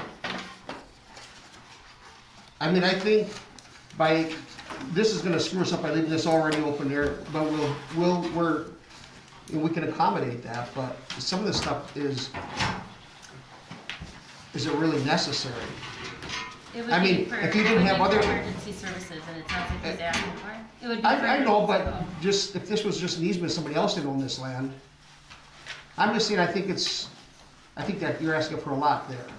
Yeah, I'm asking for a lot, but don't forget you got a lot here. We need a lot of water here too. Well, I understand all that. And these buildings are made, you know, they burn quite because of Yeah. all the prefabbing and all the stuff that's in these buildings. Yeah. Once they get hot, they go. So, well, we'll argue about this some other time. No, we're arguing about it now. Well, there does have to be somewhere that they need that can asphalt, we need that stage gravel. equipment to serve the site in the event of a fire. Right, and that relieves you from But staging again, it it's here. 60 feet right? wide. Right. A youth fire truck is 8 feet wide. Okay. I think that some of this is just way overkill on, I mean, yeah, in a perfect world, a lot of this stuff would be nice. But this is not a perfect world by any means. Can't you drop some tanks over there or something? Where you got your big easement that we have to leave open? This is not your property. It is too. Oh, this one? I thought this was in the town of Vernon, or in Vernon Village. Wherever the easement comes out there. Oh, there's only 30 feet though. Yeah, That's only 30 feet. okay. And if we would have, okay, your plan from before that, I did not get until now, but anyway, the plan from before, if we would have done that, then we would have to put the tank out on Highway 164, right? Yeah. So that means we'd have to block off 164, and then the trucks would come in here, which would not be a problem. They can go around, back out again, down Edgewood Avenue to the fill site over there by the Moose Lodge, okay? That's fine, that's not a problem. The problem is, you don't wanna be in 164. We don't, and that's why we're trying to accommodate a lot of this by doing that, and you still get that. You know what I'm saying? I get this for the ambulance, yeah, okay, I do get some of it, but I'm just saying, I need, if you didn't have that to work with, what would happen? I would have just, this was here to start off with. You would require that. I would require it. I would require that also. Or you'd have to put like a big cul-de-sac in the middle of your lot, you know, a 90-foot and turn around and that.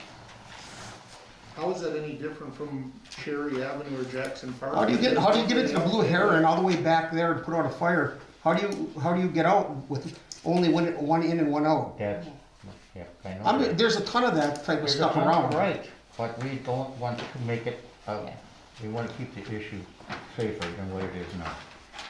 Understand? Oh, I understand what you're saying, Bill, but I think it'd be unreasonable. But then again, we'll look at it.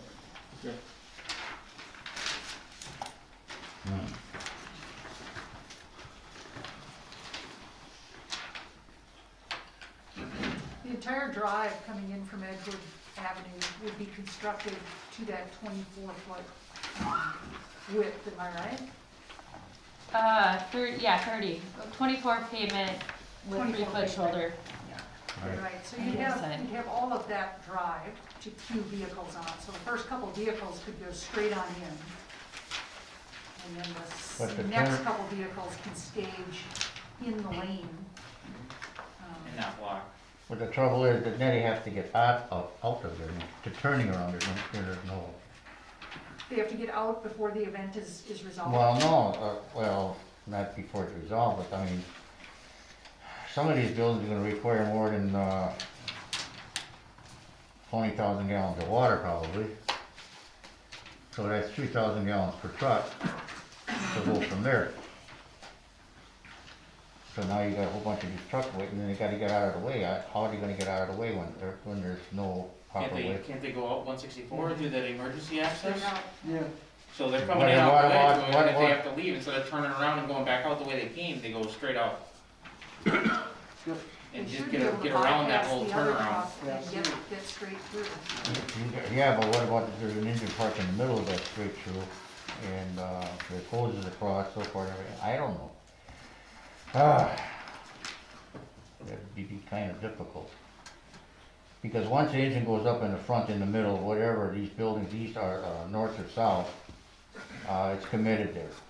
Okay, you got 55 feet there, I do believe, right? 55, 65 feet, 65 feet. 65. In the main Yeah. lane, 60. Yeah, so, yeah, you could bring it in that way, drop a tank there, so forth and everything else, and the tank could come in and it keep right on going out and out to 164. I mean, at 65 feet, you could park literally 5 engines, 6 engines wide.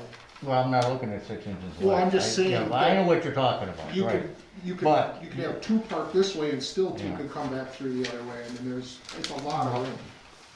So it is a condition it's a recommended condition of the approval that the final site plan that comes back is approved by yourself and the police department. Okay, And so we will take all those points that you've made into consideration. Okay. And make sure that we have a site plan that satisfies. And Bill, I think we would have you just attend the next work session that we would have reviewing Okay. those plans, to make sure we've got it according to law. okay, I'll do that. But you kind of know, where I'm sitting as a fire department, we're getting equipment in, getting equipment, feasible to work properly in a situation that it can get into. That's the problem. And then give me the information, well, I'll tell, I know what the drywall is, but you got the information about the steel wall? Got it written down. Yeah, you got it written down, you got my number down, let me know. And then I'll find out some of it also, okay? Perfect.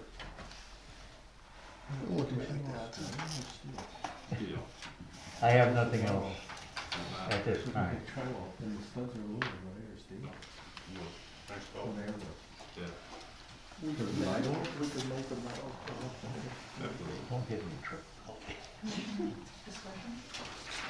I would think it's Rick? Commissioners?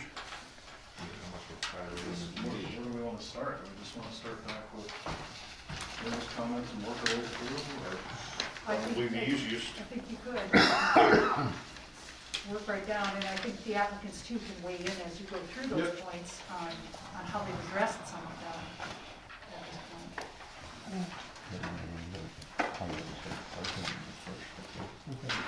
They have that list as well.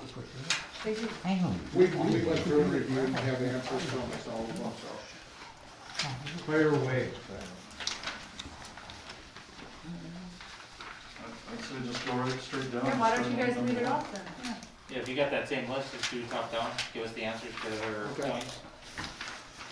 So finalized recorded survey, we're working on that.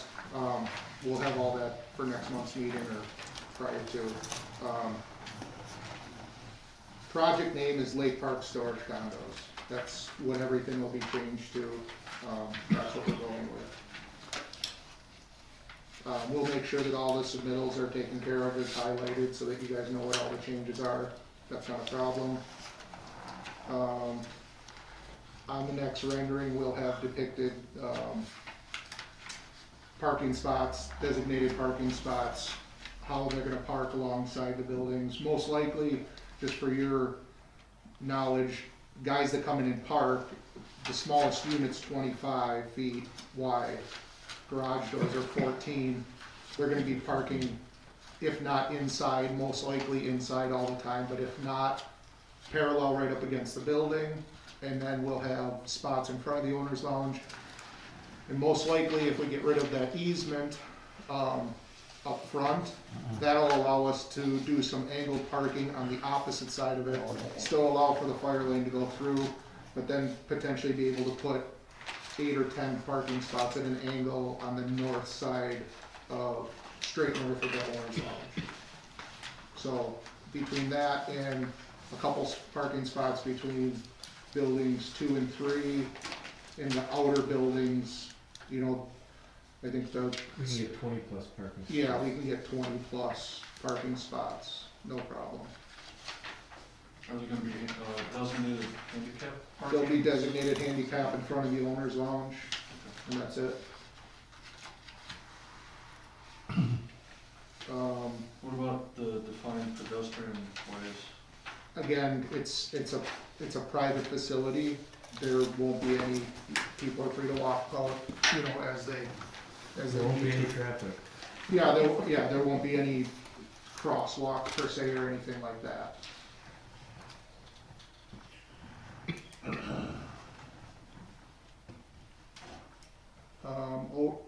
Overnight parking, there's absolutely none allowed. We just talked about the fire department. Access for Edgewood to 164, we're working on approval right now for the easement going out to Edgewood. Most likely that is going to be the main entrance. We've already been in talks with the DNR to get approval and filed for the paperwork on that. And are working through that with them, so we should have, by next month, we should have that taken care of. Is that, are you working through for not just the easement to allow for the road, but also for the easement to build on top of, put permanent structure on top of the contaminated site? Well, the road, building of the road on top of that site, yes. Okay. Yeah. So it would strictly be kind of like the easement that you received back in 2017 for construction of the mini storage facilities on that Correct. site? It's an exemption form you gotta fill out. Right, So we have to fill out another additional exemption form to build the road. okay. And that's already been taken care of by the engineering company and submitted to the DNR. We want to address environmental at this time, or? Everybody wants through, so. Sure. So I guess the question regarding contamination on that site, the exemption order, we got it last time, did state in there that there had to be a plan for remedial activities to clean up the site.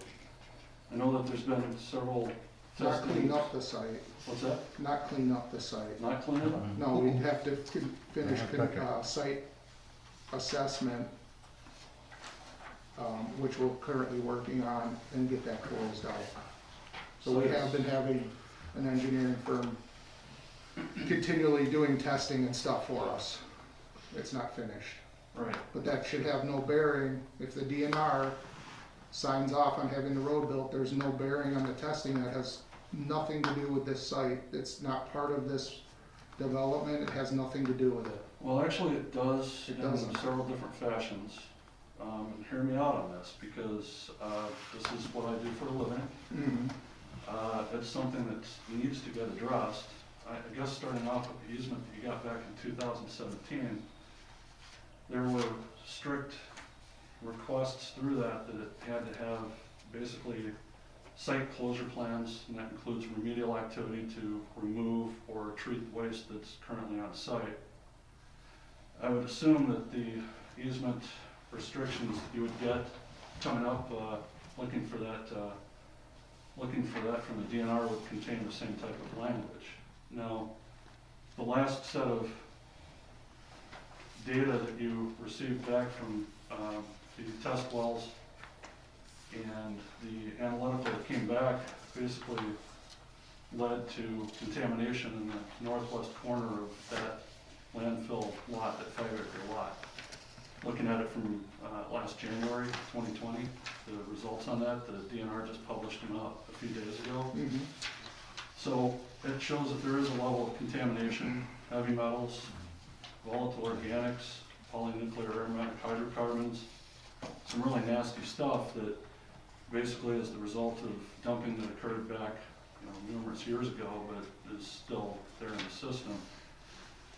one of the biggest things that I saw in that testing, and the results from it, is that the test well itself, within just a few minutes, was flooded back with 4 feet, 48 inches of a very heavy oil-like substance that came into the 2-inch PVC collection pipe. So there is liquid contamination as well as soil contamination that's present down in that site. Some of the heavy metals that's in there, arsenic, chromium being 2 of them, have elevated levels. They do like to leach into water, and they will move with the water flow.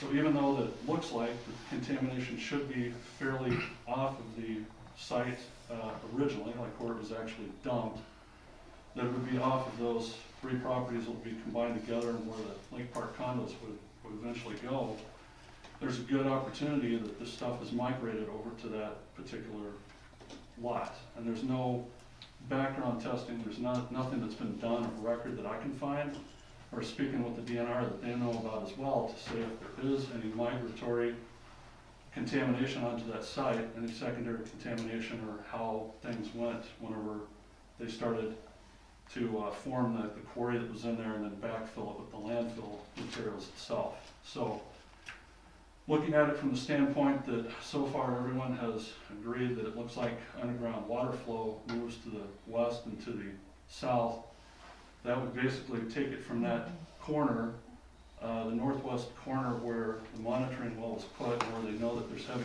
contamination, and saying that if there's any type of plume, the most probable water contamination plume would go to the south and the west, which would drive it right down into the middle of the proposed property. So that proposed property, if it's allowed to go ahead and be developed without any type of site assessment, investigation, or anything else, to show that there's contamination down underneath, there could be several different problems. So first and foremost, with all the soil disturbances that will happen, and that includes the stormwater system, all the underground pipes that will be laid back and forth to run from the facilities, electric, gas, and so forth. The impervious surfaces that will occur, the asphaltic parking lots, the buildings themselves, is going to change the dynamics of how water interacts down into the ground and how it's going to allow things to flow and eventually kind of spread out, if you will. Nobody's verified that the water runs to the southwest. It could very easily be the opposite direction and go towards the park or the lake and Lake Park. We don't know that for certain. We don't know where the contamination ring goes. They do presume that it's outside of the property boundaries to the east and to the north, which would drive it onto the Lake Park properties. That's backed up by satellite shots from the 1970s, 1980s, back whenever it was an active landfill site. So one of the things that I'm most concerned about, if we start putting facilities, and that includes the roadway from Edgewood up to the property on the actual landfill site, and then all of the improvements that would be done to the properties to the west to build the Lake Park condos, once those get erected, it becomes that much harder to go back down in if something happens and we do discover that there's contamination. We've changed the dynamics to that, and now it's starting to lead out to people's wells, it's starting to lead out to other places that maybe it hasn't reached. At this point, we don't even know if the stuff is leached out through the groundwater and contaminated the nearby wells. We have no idea. Nobody does, because no testing has been done. So we're just supposed to spend money on testing every year to make sure that this isn't taken care of? How much money did Big Bend and Payne and Dolan spend on testing prior to the Lake Park development? I have absolutely no idea because there is no record of it. Yeah, and A lot. And the dump is actually almost touching your road in Lake Park. Yeah. So you're literally 100 feet from that one house. So, you know, I've been doing this, I bought that in 2006. And I can't tell you how many times I've had stuff tested, how many times I've worked at the DNR. Their biggest thing with us is, we would like to see you cap that with asphalt so no water leaches through. That was their recommendation more than one time. And I don't know if you've talked with Joe or not, but I have several times. yeah, and I have too. And we also have an engineering company working on that with us. Sure. And to start testing the area that's not involved, that's just silly. I mean, you guys bought that stuff in Lake Park. You know, nothing was on our deeds for it. And frankly, that's something that we need to talk about completely separate. But the bottom line is, there's been responsible party letters issued. The letters have been issued back in 2005, again in 2019. It does take into effect extreme exteriors, and you, Mr. Peterson, are directly listed out as property owners. It does list out Big Ben, Vernon, a couple of other entities that I don't know if they exist. I believe that there is a deceased individual that's on there as well. But because of those responsible party letters and the fact that the DNR has basically mandated that there has to be established cleanup of the materials that's down there, and not simply capping and not simply. That is absolutely 100% wrong as far as any type of remediation done there at all. Because when I bought the land, Big Ben and Vernon were both on the hook for that, and it's in my and it's on my Go ahead paperwork. and send the RP letter to you. I've got it. Tony, I've got every letter from the DNR since back when Monarch owned the land. So I know they've not once said that would have to be remediated. I mean, you would be opening up a huge can of worms, a liability for Big Ben and Vernon. I can tell you that I much. understand that. I'm not responsible for that. I didn't put it there. And for what it's worth, so, addressing the comments related to Lake Park. So there is a state of Wisconsin DNR file paperwork that was given to every lot owner as part of the contract and said transaction. I'm looking at it right here. Okay. Maybe you got it, Kelly. And it's Payne and Dolan, we had published it too, but, indicating that the private well water was within 1,200 feet of a known landfill, a non-active known landfill site. And it's a couple pages, and it more so calls out only some of the lots, right, the ones that are in the closest proximity of the southwest corner. So people in the northeast corner aren't gonna be impacted. No, But you are correct. yeah, but yes, so for what it's worth, the DNR has registered this, and this addendum was included. So, just throwing that out there, that whether or not everybody got it, that's a whole different argument, right? But at least the DNR is aware and created some correspondence around it. I mean, Big Ben should have files. The amount, I mean, you've been on, since this happened, the amount of money that they spent on testing and in the vicinity with Payne and Dolan in order to develop Lake Park around that dump, and they had no issues with that. And now you guys are requesting all of this, you know, we're talking $100,000 in site sampling on this parcel that isn't even part of the dump. Well, I can't help it if there's a hazardous waste, uncontrolled hazardous waste site directly next door to where you want to try to establish facilities. You guys should probably start testing all of your lots and all your wells then. I would agree. The stuff that I found out during the last couple of months, I absolutely agree. I personally did not have any restrictions on my well. My well does not have any type of sheath on it, and it does concern me. It concerns me that basically the entities that sold the piece of property, developed the piece of property, and prior owned that piece of property made no comment to us during the sell process, and nothing went on to our deed about it. Well, Kelly But said that's a completely separate issue. and the dump is a completely separate issue than this development. It's not though, because that land to the west is susceptible, that has underground contamination. And the land to the northeast is susceptible as well. That's Absolutely Lake it Park. is. Absolutely it is. You're not developing that. You're wanting to develop the land to the west. That's what we're trying to focus on today. That's why we're doing that, because we don't want to mess with the dump at this point. I get it. So that's why we did that. That's why we bought the Contamination land. doesn't care about property lines. It goes where it wants to. The test well that you got is red hot with materials down there. 4 feet of it. Everybody knows, that's not even that has been, everybody knows that. Everybody, what do you mean, knows what? Who's everybody? That's a contaminated site. Okay. Everybody knows that's an old dump, it's a contaminated site. That's not been hidden from anybody by any stretch of the imagination. I guess I think what. So what I'm leading to here is the fact that we need to try to protect liability between us, the village, you, the potential developers, you, the landowners, all the residents that surround that particular place. We need to do due diligence to make sure that we're not worsening the situation. And this has nothing to do with you not wanting us to build that over at there at all. Okay, That has so- nothing. so- Are you a so- geologist? So I'm a civil engineer. Well, I'm just asking. I'm a civil engineer and I've been in the environmental field for greater than 30 years. Okay. So I think I know a little bit about it. And I'll address it, Greg. Honestly, if you guys build that, you'd probably see me rent out 2 places or lease out or buy 2 of those places. I have an incredible amount of material that I need to store. Right now I'm doing it down in Franklin. I'd much rather have it in my pocket right next door. So yes, I would actually like to see that developed. I don't want to see a blighted property any more than anybody else does. But before we allow you guys to sink all the money into it, and before us as a village takes on the extra liability of what already is there, on top of that, we don't need anymore. We need to have everybody do their due diligence and make sure that we're not taking a step in the wrong direction before other things need to occur. That's my recommendation.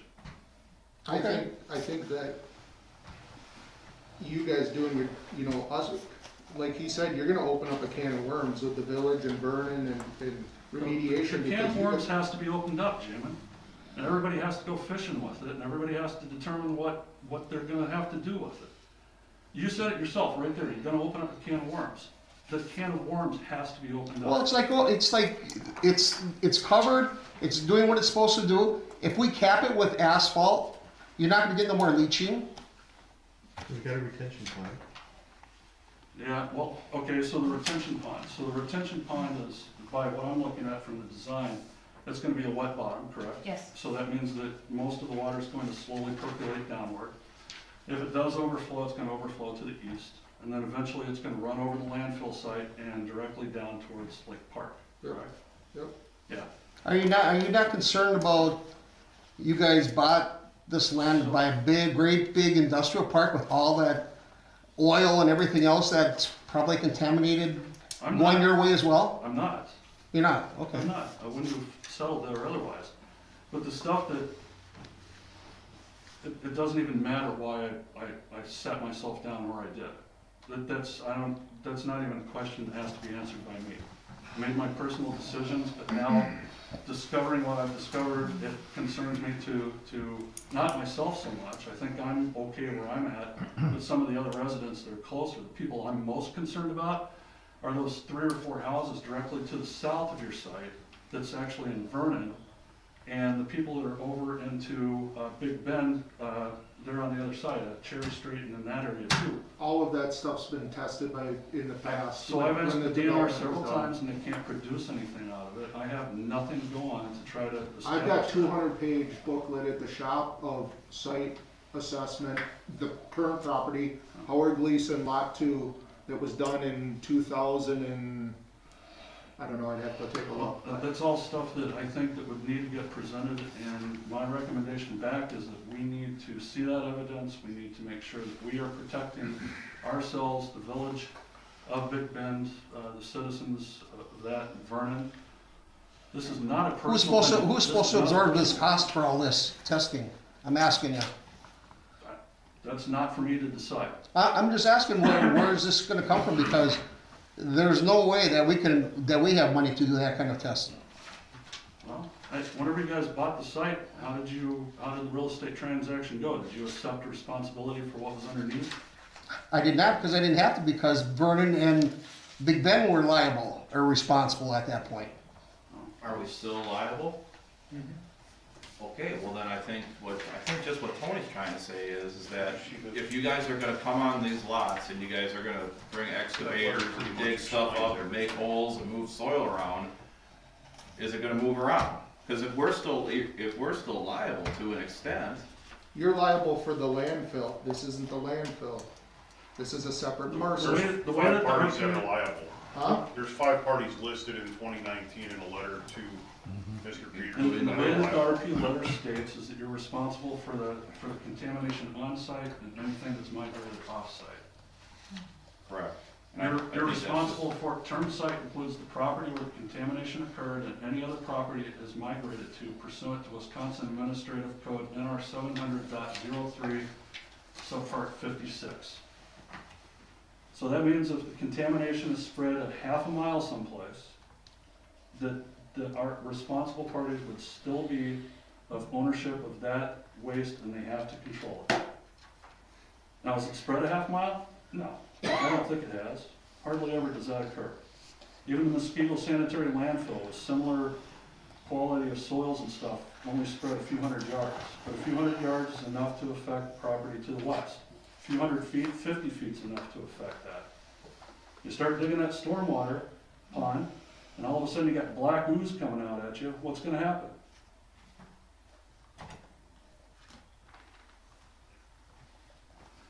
The other concern with that too, if we have no soil testing to go on, I know that being a landscaping company, you guys are most likely, anything that you excavate out of there is gonna be stockpiled and used for backfill, right? No, everything's gonna be hauled off-site. Hauled off-site for disposal in a landfill or hauled off-site for backfill someplace?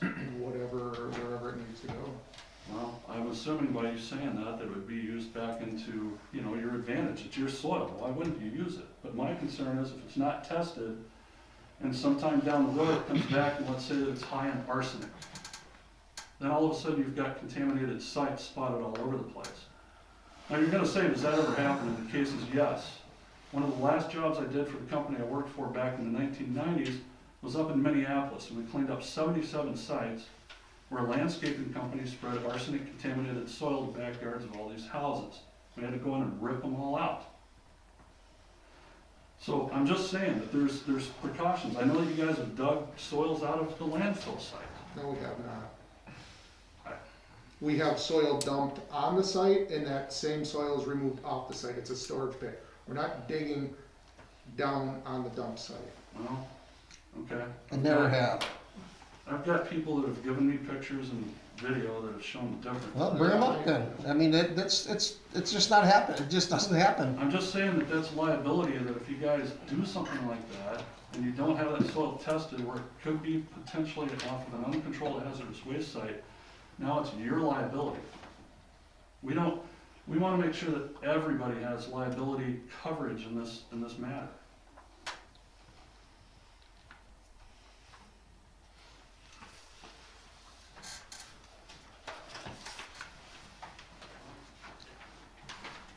Anything on pond, is there a lot of soil that's gonna be moved, that whole site, it isn't, I mean, we're not putting in basements. No, they're skimming off 6 inches of soil. In fact, they probably aren't even taking any soil up, we're adding gravel to it. There's not much excavating going on. I mean, the most soil that would be moved would probably be where the pond is. Right, correct. I mean, what does it cost to test?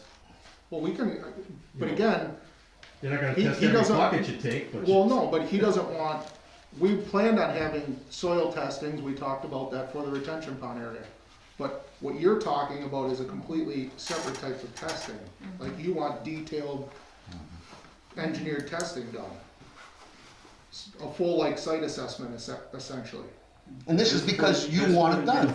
which has already been done. It's not because I want it done. Oh. I represent the village, and this is my recommendation back to the village. And frankly, I've told the village that they need to get a professional environmental engineering firm involved so that it comes off of my shoulders and can be backed up by people that are removed from the situation. And if they come back and say, hey, there's no issue here, What's then that? there's no issue. $1,000 in debt. Yeah, right.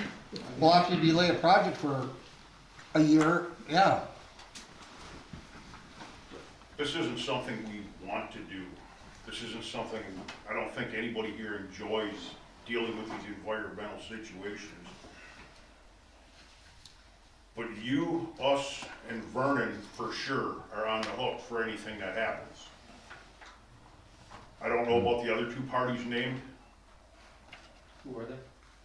One of them. Monarch Realty and Don DeBack. Well, Don's dead, so that ain't. Yeah, and I don't know if Monarch Realty's in existence anymore or not. It doesn't concern me. What really concerns me is my taxpayers and my business client here. And I don't wanna see either one of us go out of business due to rushing something through without doing our due diligence to make sure your property is safe to develop on. Again, we can provide the environmental site assessment that was done back in 2000 and, I think it was 2009 or something, on that lot 2. Big Ben's gotta have records somewhere of all of the testing that's been done. I know it was done over on Cherry Avenue, it was done in all the surrounding areas, because I can remember coming back at planning commissions where people were so worried about their wells being contaminated, and testing was done, and nothing was verified, and that was all done. It was done before Payne and Dolan put the pond in. Right. It was done all. They the couldn't way do around. it until Payne, That's right. Payne and Dolan couldn't even move forward until it was done. Correct. Right, So, yeah. And they went every well down at Edgewood, yes. everywhere. Yes. If that stuff exists, that's fine. The 3 wells that they could find, that Payne and Dolan put in, they labeled them as PD 1, 2, and 3. 2 and 3 is in that little area on the other side of the berms that you guys created, to the north and to the east of kind of that little triangle spot up there.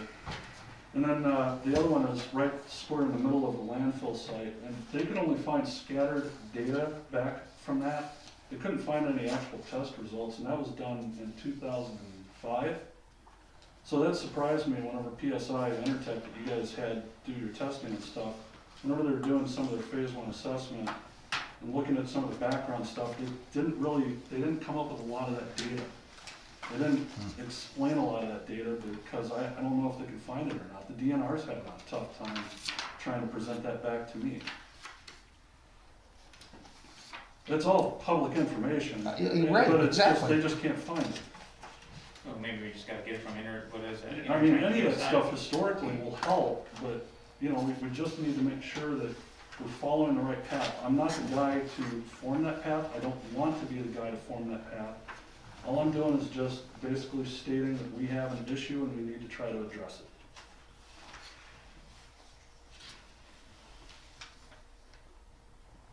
But what you're stating is, all of this stuff has been done in the past, and you can't find it, so you want us to do it again, is basically what you're saying. I didn't say for you guys to do it, I just said that it needs to be done. Well, who else is gonna do it? That's not for me to decide. It could be the DNR. This is a DNR active site. It's been a DNR active site for a long time. They put a responsible party letter together back in 2005, and they never followed back up on it until 2019 that I can see that they sent out any other demand letters or anything else. The DNR's got a stake in this too. Right. The DNR issued permits for the landfill. I mean, this is all stuff litigatory that's probably gonna have to get discussed on where does the cost go. I don't know. They have funds for this stuff. Have you guys applied for any of this, Brownsfield development? Something you should probably look into. You can actually get credit back on developing this property. You can get paid for it. You guys really need to look into that too. It could probably save you a couple of dollars.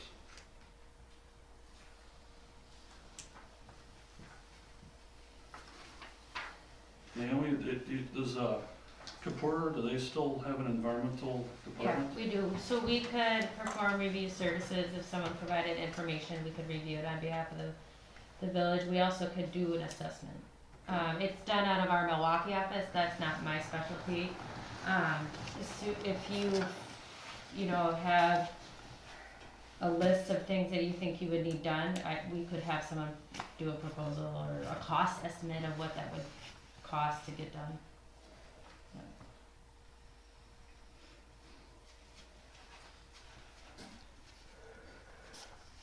I think that's something we'd like done. The problem is the DNR is awful vague about what they want. Mm-hmm. They just kind of wave their finger and says, well, you 5 parties are responsible for fixing the problem. Yeah, and maybe if you talk We about. don't know exactly what the problem is or how they want it fixed. And maybe just having a conversation with our specialist, you guys can figure out, you know, what the needs of the site. That's Yeah. not something I can probably articulate to him. But I can put you in touch with him. It's kind of weird that the DNR would give an exemption to build on that. But it was only an exemption to build on surface. Well, what do you think we're gonna do? And inside of the, I get that, Greg. Inside of the exemption itself, it strictly states that the only way that the exemption is in effect is if remedial actions begin on the property, cleanup of the mess. It's right there in the documents. Well, I'd have to reread that then, because I talked to him, he says there's no way they'd ever wanna do that. I think that's kind of the point, is we just wanna make sure. It's like, we don't wanna hold it up, but we just, Well, it's. you just gotta make sure, because the parties involved is not just you guys, it's the village too. Well, and I think what's interesting is, so if they've already submitted paperwork to file for a new exemption for this, what they're trying to develop, I mean, realistically, that response from the DNR is what we should hold to, right? We need to make sure that the DNR is doing what they're supposed to be doing Yeah.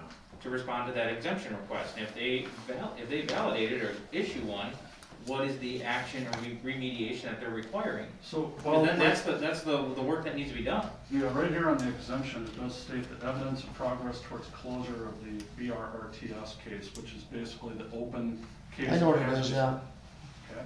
And all that, For everybody else's benefit that may not know that, the BRRTS is basically a case file that the DNR puts together whenever there's a hazardous waste site that is considered active and not closed, meaning it has not been cleaned up or remedied, or put into such a case that it's not going to affect anybody into the future.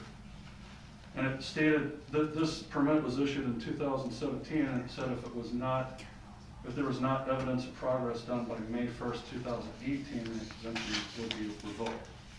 So basically, it states that they'll exempt it so that you can build on surface.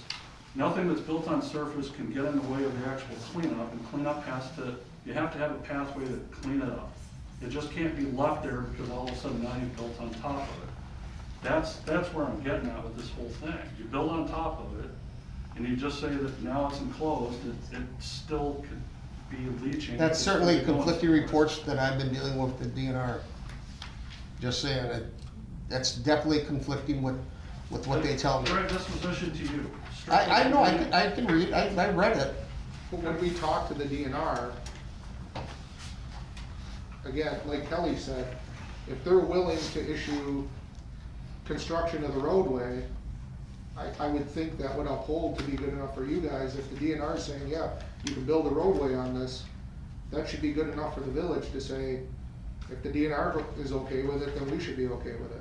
Well, I think that we need to engage an environmental person to be able to talk through the DNR, express our concerns, and make sure that they're addressed back, because we are a responsible party. We are the village that this is being built into, and it just protects our liability. It protects yours as well. Right. The exemption will list out that there will have to be remedial activity done on the site, and that's where it's going to become a sticking point. Because the DNR, literally, if you put that roadway in, and 3 years later they come back and go, why is nothing being done here to clean it up? And you say, well, it's because we got an exemption, they're gonna tell you to take the road out. They will physically have you take out any structure that has impeded that property if you do not follow the exemption to the T. They have the right and ability to do that, and tell me if I'm wrong about that. Oh, yeah, they'll do it. But again, then, I think the So what they're doing village, is forcing you into a corner to have to clean it up by getting that exemption. no, force us to clean it up. Well, you are correct, yes, Right. yeah. All Well, I think parties that's are. what, again, that's the key is we gotta see how that DNR responds to that exemption request. If it's the same language, or if there's different language, or different steps to mediation, or remediation, sorry, as part of cleanup activity. And I We don't think know. that somebody, again, needs to talk to the DNR that can articulate this instead of somebody like us that's asking simplified questions and they're giving us simplified answers. Yeah, and it shouldn't be me. Well, then it needs to be somebody, but Right. again, we go off of what we're told. We need to get the environmental engineer involved that speaks that language and can advise not only us, but you, what the DNR is actually looking for. And I think we also need to, or at least at a personal level, have a conversation with Vernon too. Did you And say see where you they're did, at with their responsible party letter. What's that? did you say you did have an environmental So company that you Howard worked with? Gleason, the previous owner, he had an environmental study done on that property, again, 2007, 2009, whatever it was. The booklet is like that thick. No, someone that you're currently working with, a consultant? Well, No. they, PSI. Maybe I misunderstood. PSI had been Oh. working, we contracted them 2 years ago to start an environmental study on the dump land. Yeah, they continued the first round, they recommended more testing. We only have such deep pockets. Right, so they could probably initiate that conversation with you when you talk to the DNR about, you know, like you said, someone that knows what's, and convey it back. Sure. You know, on your behalf, and Right. the village could do something. Yeah, I think you would just wanna make sure before you guys invest all this stuff and start building on that thing, and then they come back after you at the last minute and say, wait a minute, you guys are digging that retention pond now and everything's contaminated, you gotta time out, and then everyone's in trouble. I'm looking more at worst case scenario, you know, 10 years from now, you get all these things built and the homes on Edgewood and Vernon, all of a sudden all the wells are contaminated. And when they go backwards onto this letter and find out that, well, you guys didn't do your job, we didn't do our We didn't job. do adequate testing before we let you And dig now in there. we're all getting sued out of existence and those buildings all gotta come down. You know, we have to avoid worst case scenarios for all of us. I mean, you guys are putting a lot of money into this project. We don't wanna see you get burned, and we don't wanna get burned, and we don't wanna see the taxpayer. We already have put a lot of money into this Right, project. Not I've seen the one. studies, yeah. I mean, between that and all the design and the architecture and that, yeah, I understand that. And we wanna see it go forward and get done, but we absolutely do not wanna see the DNR come in and pull the rug out from under all of us. And that's kind of what that 2019 letter, in my opinion, stated, was that there are 5 people on the hook for fixing this problem. And it specifically named them. And a couple of them are gone. I think it's down to 3 now. It's down to 3, right? Is that not your opinion? After reading that? Well, yeah, there might be successor liability. I don't know about Monarch Realty Corporation, but, yeah, everybody that was named is potentially liable to the extent they can track them down. And there could be additional potential liability, potential responsible parties involved as well, that aren't named. I mean, if it goes into cleanup phase and additional parties through litigatory fashion are found, it could be back to whomever generated the waste that was dumped in there, could be held ultimately responsible because it's cradle to grave. You don't have any indemnification off of hazardous waste like that, even if it was from 50 years ago. Case in point, Pittsburgh Paints, Wayne Pigments, We Energies, there's a whole listing of hazardous waste makers, if you want to call it that have been liable in the Milwaukee and Waukesha County areas for large-scale cleanups, even though that they dumped stuff through legacy companies 50 years ago. Yeah, DuPont, along the way. Marina Cliffs, Yep, that was they're still liable for that all these years later. several $1 million cleanup because they dumped hazardous waste in a valley and filled it up. So, you know, it could go back. The waste profiles that I'm seeing is indicative of industrial waste, waste oils, tannery waste. They found silver. You don't find silver in a lot of waste, especially with the types of solvents that's in there. So it could be that there's been tannery waste from the Milwaukee area dumped, and most of those tanneries are gone. But, you know, it's, who knows what's in there? I don't know. It just it I concerns guess give me. us a recommendation on what you want us to do and we'll go from there. I mean, at what point are we Yeah.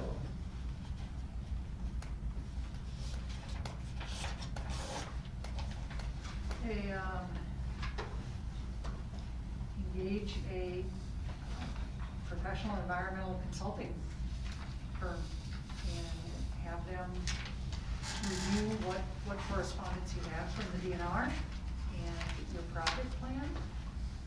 And So can you guys use that Intertech PSI for that? I'm sure we can. Yeah. Does the village wanna get Port involved? Yeah. I don't think we have much choice. Yeah, no, so there's a town. Protect ourselves somewhat. Mine keepers on both their sides, so that there's one from the So a phase one environmental was done on the 4.11 acres?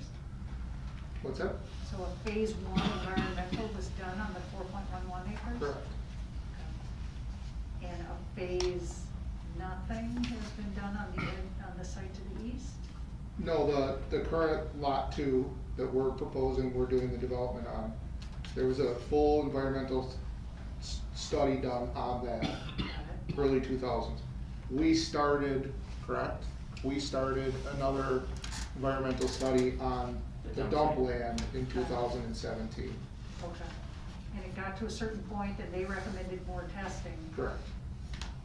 Can you put Kapoor in contact with Mhm. that party so that you guys can maybe work up a segue for where we go with their ending recommendation Mhm. and How that impacts. yeah, how we transition to the next level of testing? So it's, okay, so it sounds like, our specialist to get in contact, kind of take a preliminary review and then make some recommendations on how to proceed?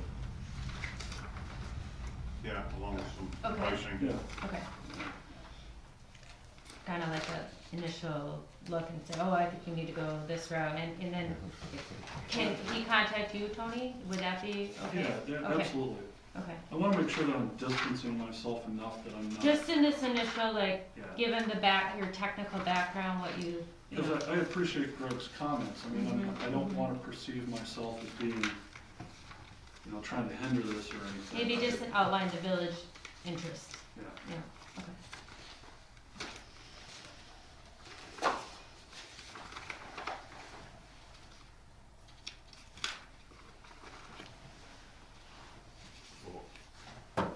Other than that, what's, You wanna continue down the list, Jamin?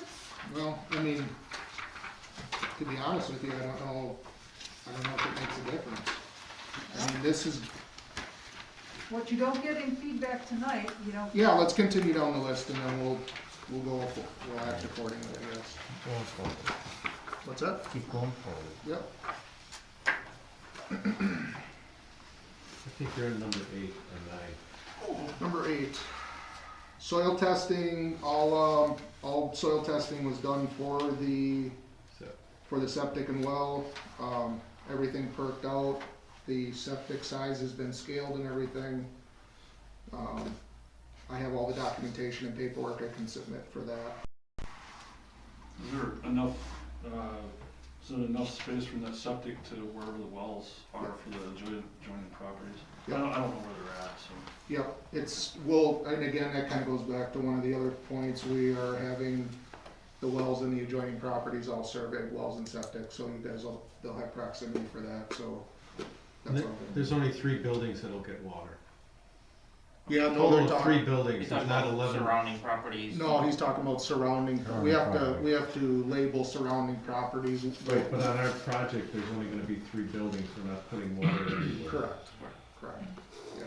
What 3 buildings are getting no water? 1, 1, 2, 2, 3. and, Yeah. no, 1, 2, and, is it 5. 5?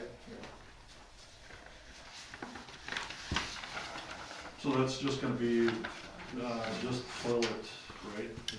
Toilet, sink, that type of thing? Yes, they may not even have toilets, it might just be water and, just water for a spigot and floor drain. And that floor drain's gonna run to Septic, septic? grease trap, all that. What, I'm sorry? Grease trap. Oh, grease before trap, the- Yeah, everything. Exterior lighting, we submitted that, as Mary said. Phasing plan, basically, we were hoping to break ground in April, I can see that's not gonna happen.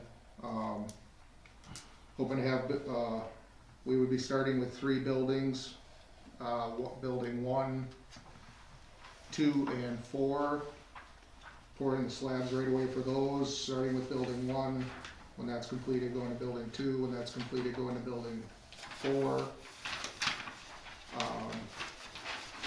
And then as those sell, as demand, we would go to building 3 and 5.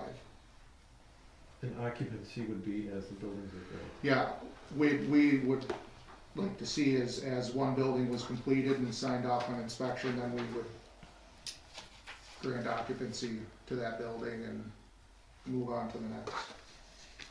I would expect that you guys are anticipating that you're gonna sell the spaces fairly quick, right? We've got 6 of 13 sold already. Spoken for. Spoken for, yeah. Spoken for. Put your name in, Tony.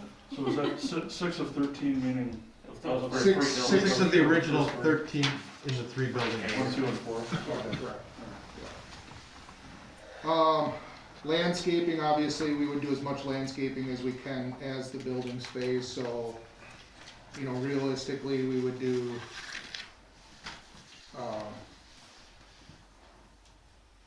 you know, reseed, get everything seeded off and whatnot, and then as the buildings are completed, do the landscape portion around those specific buildings. And then kind of all the final stuff to be done after the first phase. So I have to ask the question because it's been impressed upon me, and you've heard it from several of the Lake Park people, the berms that are on basically Lake Park property that you guys wanted to get in there Yep. a few years ago. Yep. Are you going to be able to complete the rest of those? Especially like the one that would be, I know that the one that's running, north-south, that's on the drawings, and that'll be completed, but the one that's running basically on the north side of the landfill property, east and west. Are you going to finish that off as well, or leave that rough? I wasn't planning on touching that because that's facing the whole dump property, Okay. and it's, Because part of the promise that you guys gave to Lake Park and allowing you to put the berms onto Lake Park property, and Kelly, correct me if I'm wrong, but that was to finish those off, landscape them, and make them look good. yeah, It hasn't been done. because we're not finished building them. Well, it didn't have anything to do with building. Huh? It didn't have anything to do with building, it was just a We're not done with building the berms. Oh. I told the After- HOA, and this is completely separate, this is between us, but I told the HOA that at my cost, I would put these berms in, at my cost, meaning I would build them as I can, which we got them built, but I'm not gonna seed them off and then rip it up and add more soil. Again, we only have such deep pockets, I was doing this as a courtesy to you guys at my cost. I'm not gonna go put $20,000 worth of trees in there and stuff unless I know that this development is gonna go. I mean, if this thing gets scrapped, I can tell you right now, I'm not putting any trees in there, I'll seed that thing off and it's done. Well, we'll request you to remove the berms. Huh? We'll request that you remove the berms then. That's even better. Yeah, that'd be good. Yeah. Then you can look at the quants there all the time. Again, I'm doing this stuff as a courtesy to you. I told Mike We- Monzel this same thing. It's not coming from Munzel, by the way. Well- Just so you know, you don't have to mention any names, but it's coming Whatever. from 3 separate individuals. Right, that's fine. But what I'm saying is we did this, I reached out to you guys and said, I'm doing this as a courtesy to you at my cost.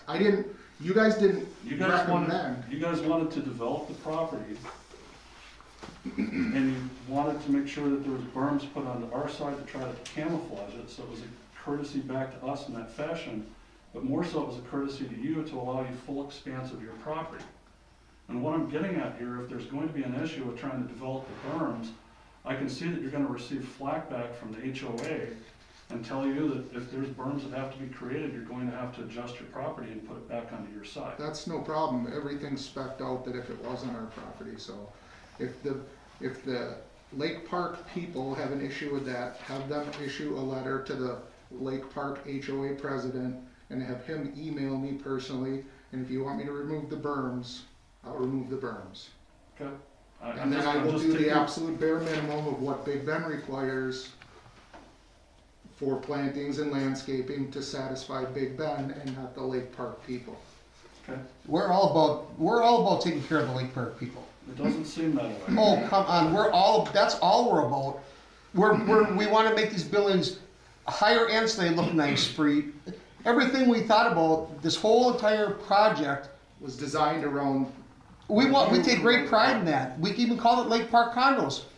I mean, that was what we wanted to do. We wanted you guys proud and us proud. And by Jamin offering to put the berms up, and we're gonna put a ton of trees in, and, you know, all that stuff, but if this doesn't come to fruition, what's the point? We'll take that berm down and it'll be flat, you can deal with that, if that's what you want. Instead of you working with us, because the berm isn't done at your satisfaction, Not my or satisfaction. your three people's satisfaction, if it isn't done by you, just because of that, we'll take it down. I can't see it from my place, so I could care less either way. Well, I'm just telling, well, you drive It's past not it, me. you drive past it. Alright, we're getting off point. So, Yeah. I mean, we'll get into further discussion related to the burns, cause it's not related to necessarily this. I understand for them it hinges as a business decision, and we'll cross that bridge when it's time. Again, I We'll just talk wanna about on the Lake Park specify, side for the HOA, we'll have a meeting coming up in March, and I'm sure we'll make sure this is an agenda item to make sure that there's some dialogue to understand what the expectation is, do the berms stay, do they move, whatever, but we'll get through again, that. that has nothing to do with I this. know, and that's what I'm saying, I just wanted to get us back on track. Yeah, so. Landscaping, again, we'll take care of as is. Entrances,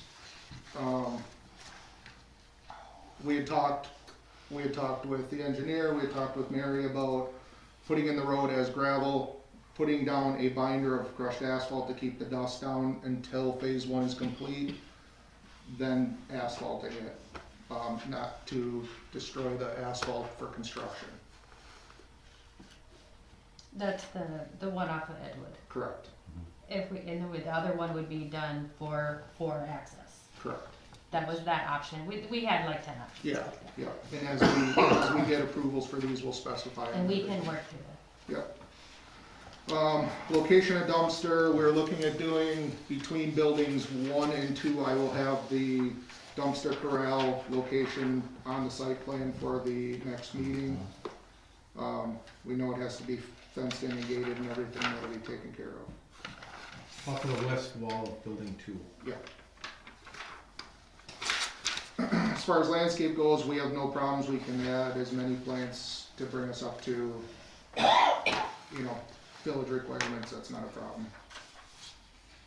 Architectural plan review, as far as the masonry goes, I'd like you guys to kind of give us options. I don't think 50% all the way around the building, on all the buildings, is feasible nor needed, because, again, these buildings are completely off-site, they're not near any roads, they're gonna be very well screened with, plant material. They're at the farthest back of the lots, you know, touching any residential lots, so, you know, we wanna do some of the stonework for aesthetics. So I'd like you guys to kinda weigh in and see where you would like to see it. We'd rather have trees than, Yeah, we'd rather plant more trees and shrubs than do stonework. I mean, I think, you know, you guys are recommending a bunch of planting material anyhow, most of that stuff is gonna obscure the, you know, the stonework anyway. Is there a way to make an exception for that, or is it become a situation where once you make an exception, then it's a slippery slope? No, it would have to go to the Board of Appeals for a variance request, but it would not hurt if this planning commission had expressed some level of support and Sure. explanation Okay. for Why? the, Yeah. Okay. Thank you. I mean, my recommendation that if we needed to do stonework, again, on the perimeter of the buildings facing the residential, like off of Edgewood Avenue, but again, by the time we plant it up, you're not gonna, you know, you do a 3 or 4 foot wainscot on it, you're not gonna see any of it. and there's a berm back there too, isn't there? Well, on the east side, the back buildings of whatever, 11 and 12, I think, there's a 9-10 foot tall berm there. Yeah, 10 and You 11. You never see any of that anyway. Doesn't most of the buildings in Big Bend just have a wainscoting everywhere? There's nothing that's 50%, is there? no, that's the code standard. But I mean, is there, I mean, even when you told him, you know, like a wainscoting thing, is that, I mean, does that look kind of silly with stone halfway up a building? I'm just asking, Yeah. they're just throwing it out there. Yeah, it's. I mean, I don't think stone- I've seen a building in Big Bend that, I mean- Stone and masonry materials, so the idea is that it's, you know, a combination of, you know, maybe it's some drive-it or something, that, you know, the more up-to-date. has that been for a long time Pardon me? has that been for a long time? Yeah, as long as. I mean, like That hasn't Knurr's, changed. like Knurr's storage thing there, when they built that, on just the Edgewood side of the whole thing, all he's got is a 4-foot band, just like the whole rest of the industrial park, a 4-foot band of, stone. Yeah, And that's he's- zoned industrial, Oh. and this is the standard for commercial, Mhm. because you're zone B3. All right. So we would like to, I guess, you know, take that to the Board of Appeals then Yeah. and kind of argue that. 'cause- I mean, it just seems like it looks stupid. Well, again, it's 50%, so like Steve said, it could be just pillars on the corners or whatever, but again, I don't think any of it's gonna be seen from the distancing off of any of the roads and with the planting material. I agree with that, it's the commission's decision, Sure. though, whether they agree with Right, it, so. right.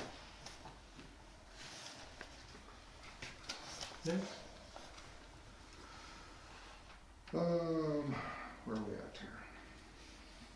Architectural to lounge building facilities. Oh, yes. So yes, it's benefit for the tenants and owners only. They will have key fobs, it'll be key fob entry only, Not touchpad. not touchpad, Not right? It'll be touchpad. actual fobs, so they can't give out codes. Material colors and specs and samples for buildings on all 4 sides. Again, depending on the determination, you know, gave you samples, there's larger samples there. That is all 4 sides and roofing material.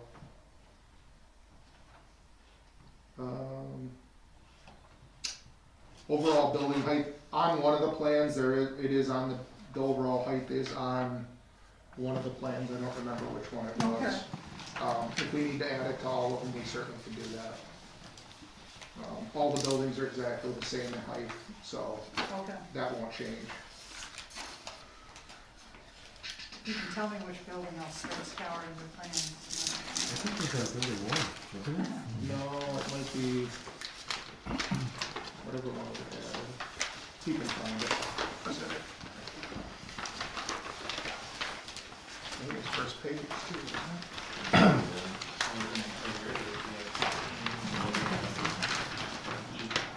It should be top page too, isn't it? Where I printed those off. Yeah, we see it. Okay. You got it.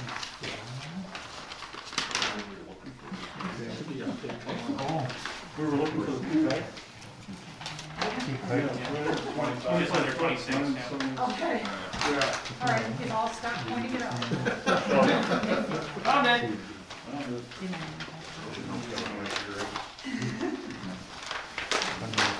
And again, you just let me know what plans you want it on, you know, and we can make those changes as needed. Well, you can even just document that, Jamie, in your Okay. written materials. Sure. Occupancy? We talked about occupancy, what we would prefer, or, you know, ask the board is, once we get a building complete and it's signed off for final inspection, that we can inhabit that building.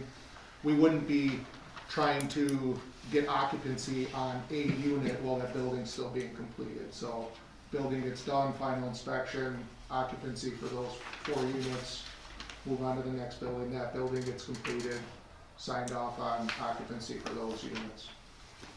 And then each individual owner, or if there would be a lessee, they would have to come and get an occupancy permit from the village. Correct. We will take care of all the bonds, I'll have all that submitted. As far as permitted uses, how you have it stated, we're completely 100% good with. You know, we agree on all of that. I can give you some rough percentages from past experience. Personal storage, the first bullet point would probably be about 20% of the complex.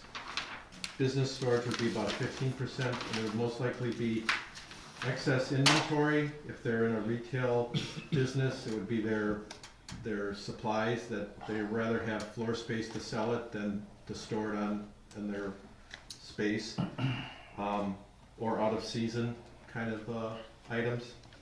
Probably 40% is gonna be hobbyists, most likely car people with some RV and motorhome type owners.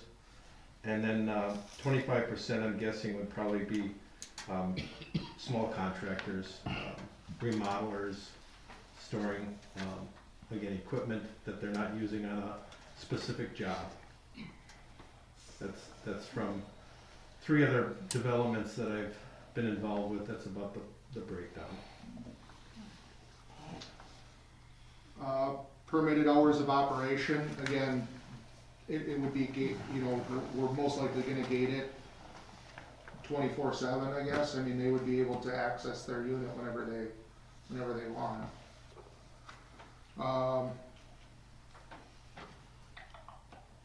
And there would be the noise, quiet times, just like campground kind of thing. Yeah, whatever, yeah, that would all, Once you guys have developed those condominium documents and your We have them, they're association just being restrictions reviewed. and so on, It's a slow attorney. we will probably want to Tweak. put some more specific restrictions on it from the village's standpoint. Sure. Just with respect to hours, noise Yep. generated after certain hours. Yep. If it's not in your documents, we'll wanna add it. yeah, for sure. So that goes with noise complaints and all that type of stuff. Condo docs are being drawn up right now. And we will have the title for the deeded lot, everything will be switched over into our names specifically, to get it out of that, whatever, 4 or 5 person thing, that'll all be taken care of. Owner tenant access only, absolutely. And then as far as HVAC and utility boxes, as far as We Energies and Spectrum and stuff is to be determined by the electric company. And there really isn't gonna be any noise. You had mentioned something about noise. I Well, mean, they were talking about like the AC units. We're not doing AC. There's no There's gonna AC. be internal heaters, Modine heaters, no AC units of any kind outside. I mean, if that's something somebody wants, I think they have to apply to the village and get permitted to do that. I don't know why they would, but some people have some very expensive old vehicles that they don't want, they want it to be certain humidity and. Yeah, right, Yeah, so, I think that's everything. Each unit's gonna have its own heater then? Correct. Is that same? right. Probably about a 60,000 BTU. The walls are insulated between each unit then? Correct. Correct. State on your materials, make sure it's not flammable or hazardous materials Okay. in big letters. Okay. I think that's everything.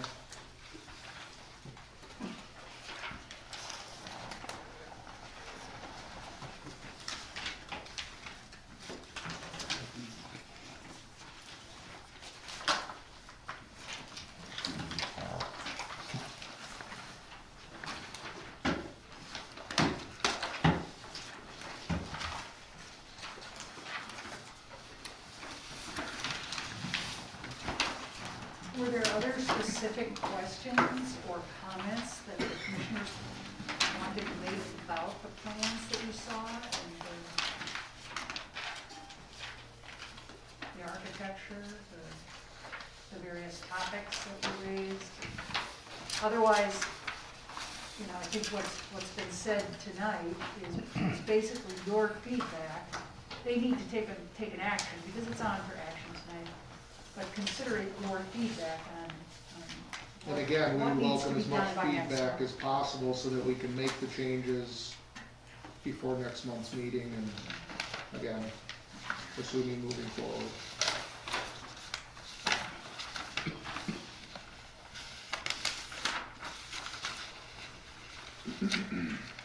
So moving forward, there's no public comment on this, correct? No, it's not a conditional use.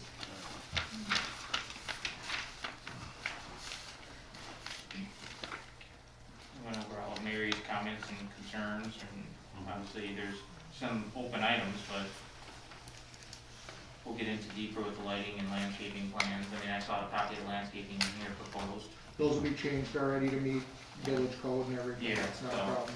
So that's gonna be our opportunity to try to make some changes. I know on some of the lighting, there was some concern of using specific fixtures and make sure that we minimize the wash, or the bleed over to the other surrounding properties, right?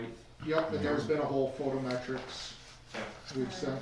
I'm a little concerned about that fixture, because it does show, you know, a clear panel outward and down.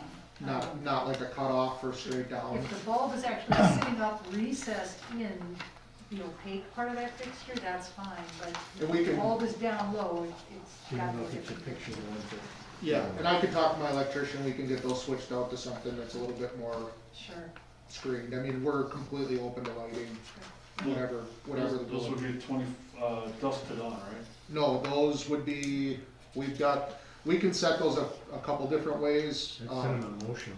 We're gonna set them mostly on motion, so we may have a couple of the lights on for security purposes, but then in the plan, there's a light over each overhead door. They would be on motion, so if nobody's using the facility, which is probably gonna be most of the time, there's not gonna be any lights on but security lights, and if somebody drives through, those lights then will go on. Yeah. makes sense. I know that, I'm trying to think back to the other concerns that were brought up, but, when we did have a public hearing on the zoning changes, which was kind of unofficial, but people were kind of presenting their stuff. A couple of the Lake Park people had talked about how long we were going to permit construction to go if there's any sunset date on it.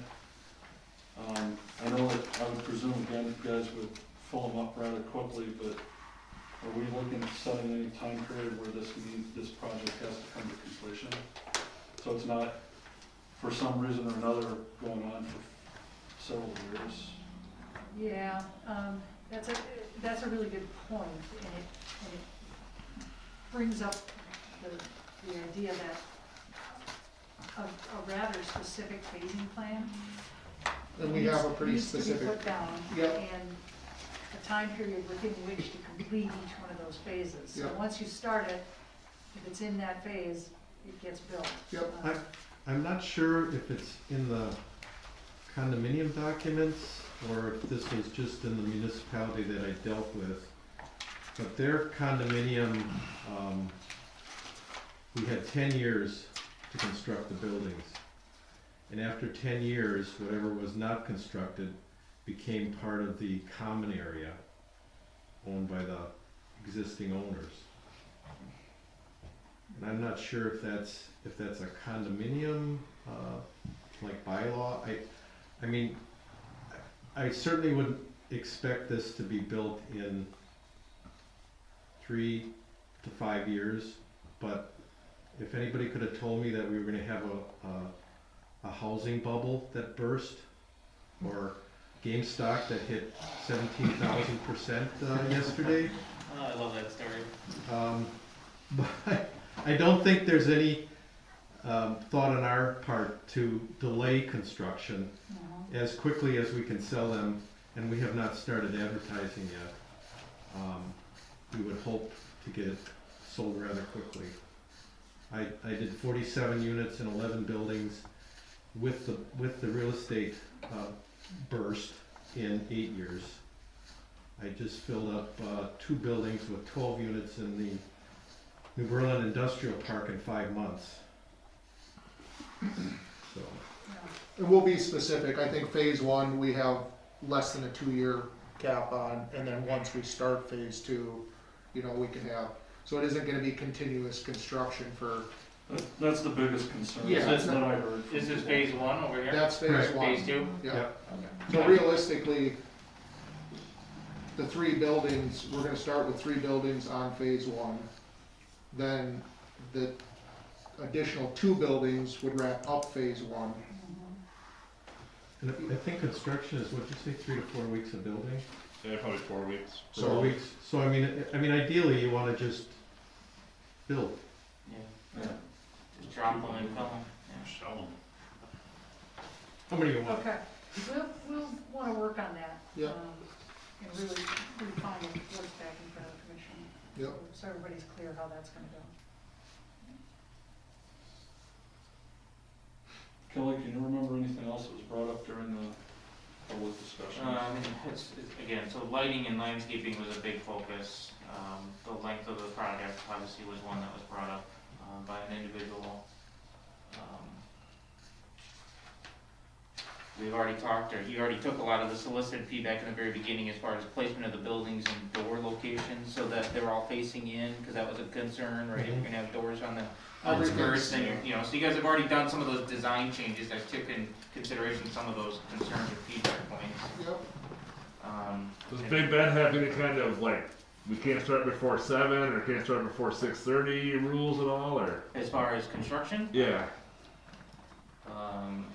Vince How would early know. are you wanting to there get probably started? is something, but I don't know Yeah. how tight it's followed. I mean, again, Lake Park, for example, I mean, I saw teams in there putting up those houses as soon as there was any hint of some light, you know, Yeah. so. They were up. But I know during the summertime, when it gets hot out, my guys will probably start at like 5:30 or 6, just so they can be done by Sure. noon or 1, Yeah.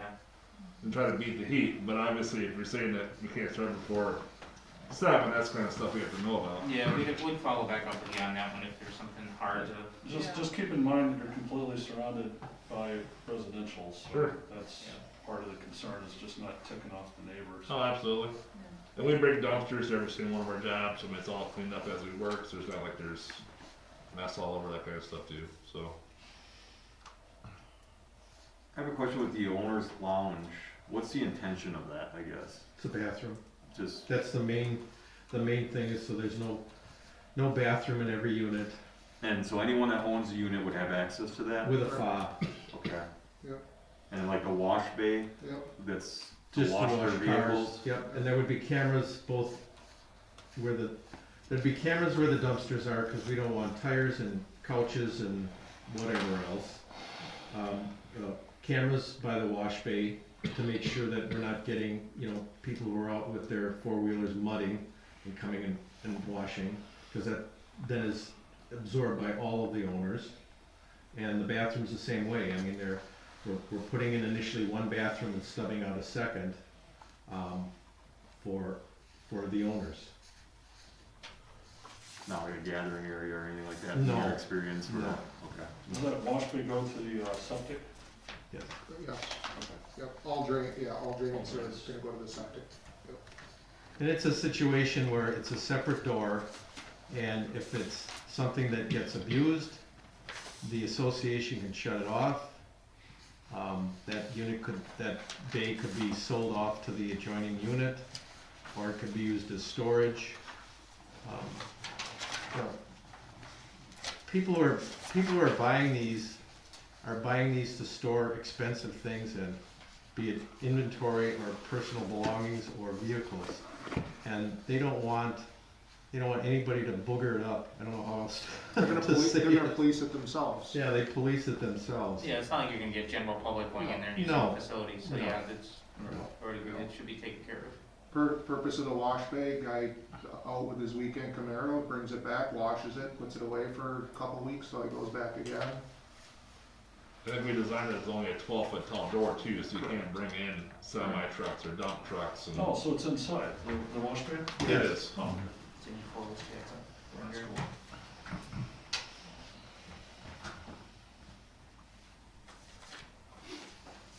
Do you have anything else, Tony, that you remembered, or not? I'm just trying to think, the big two that everybody was squawking about was the landscaping and the lighting for the Yeah. most part. And how long the construction is going.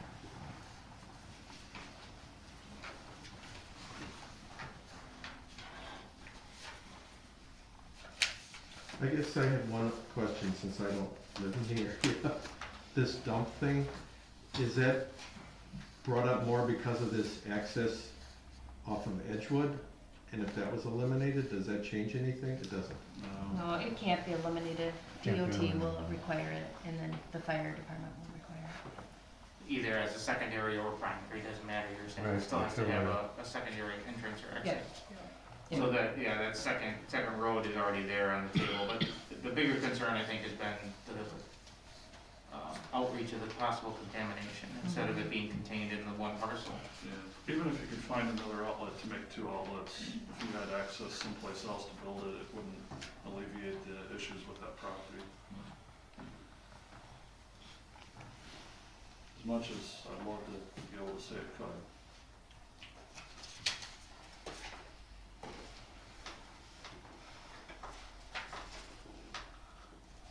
So if we're done with discussion, we need a motion to table.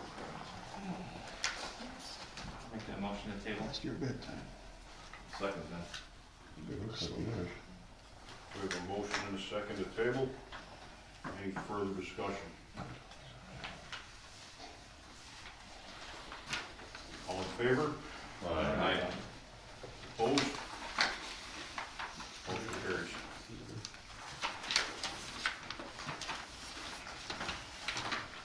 Signage? Yep. Item 4D, review discussion, consultative feedback as to off-site signs proposed to be located along State Highway 164 and Edgewood Avenue, both as temporary coming soon now available site signs and/or as future permanent project identification signs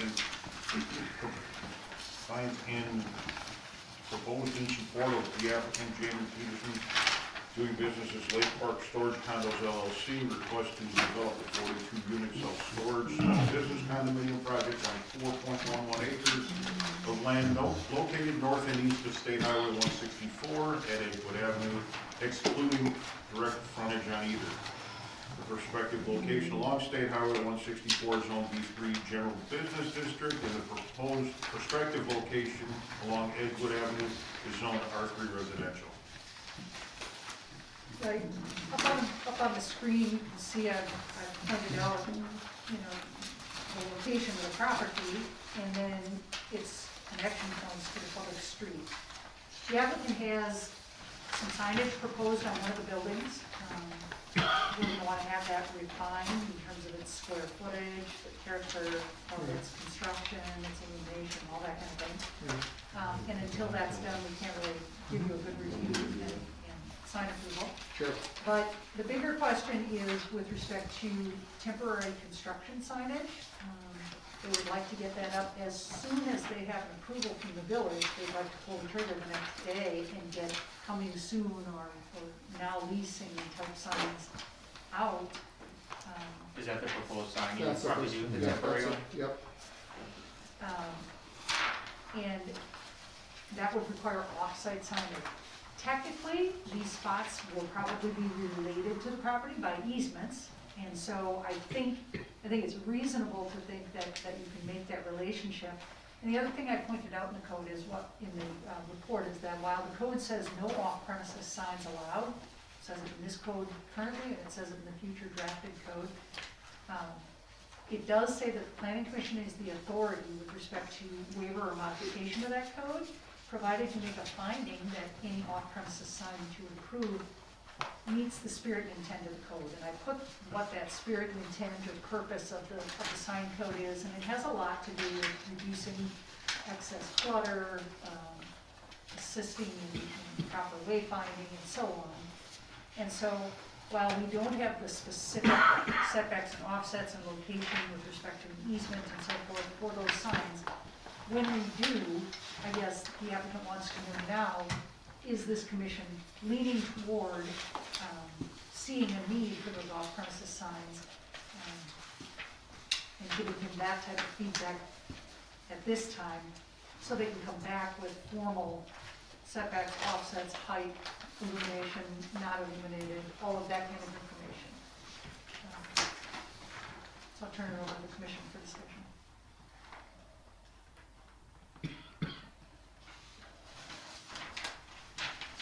I think signs and advertising go hand in hand with new construction, no matter what kind of business you're building. It's just how long does the planning commission want to look at leaving signs out? I have no problem personally approving them. Well, I think, again, Mary brought up a good point, because of the off-premise sign piece, that we don't traditionally allow it. The fact that they own all of these properties and there's an easement that's likely, you said, to be shared, it makes some sense to, it doesn't necessarily fall under the normal definition of off premise because of that.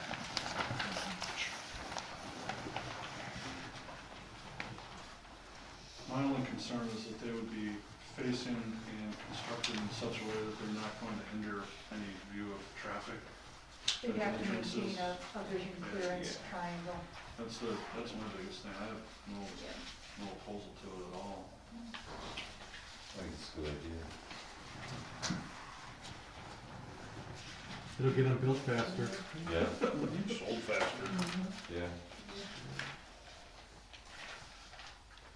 No, I like it.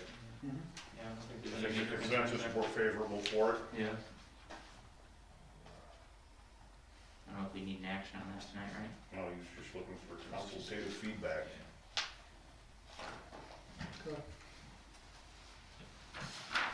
Very good.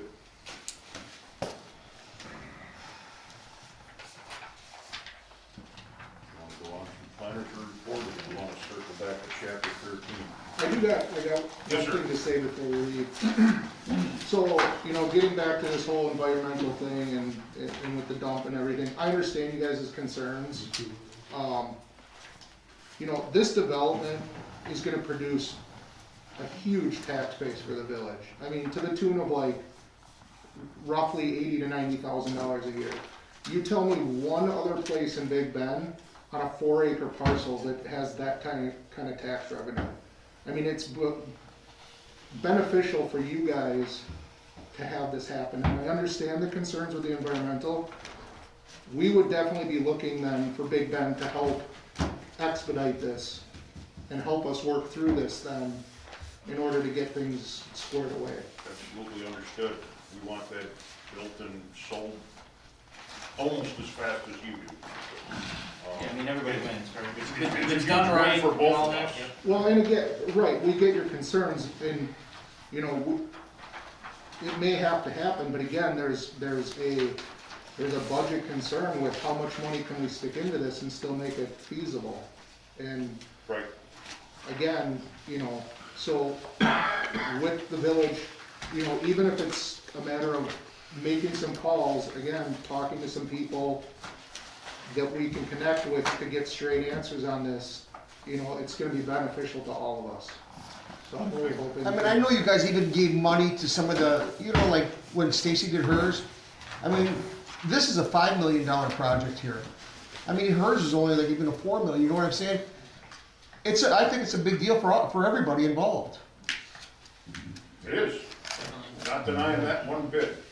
I think we as a village need to reach out to everybody listed on that RP list, find out who's still available, and, you know, I think we all know the answer, who the only other party that isn't here is, Right. and find out what they're willing to invest in the situation too. I don't feel it's your sole responsibility. Even if you weren't doing any development on that property, there's still responsibility to be had, and it still needs to be followed through. Well, and I think you know the cost of, Well, absolutely. I mean, you guys better start digging deep because it's gonna be expensive. But I also know the cost if we let this go. You know, it's been, I remember that dump when I was a kid. I mean, this dump has been, it's been closed for 40, 50 years, hasn't it? Since it's been active. More than that? Since the Yeah. forties, right? It's been closed a long time. I mean, that was, yeah, it's gotta be like 1970 maybe? No, what, when it started? No, when it ended, when we Landfill ended. was active up until what, 95, 96. Huh? No, Well, it was active, but it wasn't being No. used. It wasn't being used. Yeah. it was capped back in the 70s for sure. Yeah. Yeah, we got sued right when I started. Vernon sued us to close the site. So we had to put in the clay liner back in, that had to be about 82 or so. Yeah, I'm guessing. you're right, 82. So, yeah, so the settlement was Remember in that. effect, I think we paid 10 grand toward 50 grand for the clay liner, because we had The clay cap, you mean, like over the top of it? a clay, Up over the Cap, top? yeah. Because part of the problem is that it's constructed without any type of liner. If it had a liner in it, it will all just kind of stay right where it's at, but Well, it was described as a clay liner, so I don't. Yeah, but know. if it was after the site was done as a closure, you wouldn't be putting it in, you wouldn't be digging down and putting You it couldn't around clay it, you'd line be it putting if it it's across already the allowed, top, so yeah. at a cap, yeah.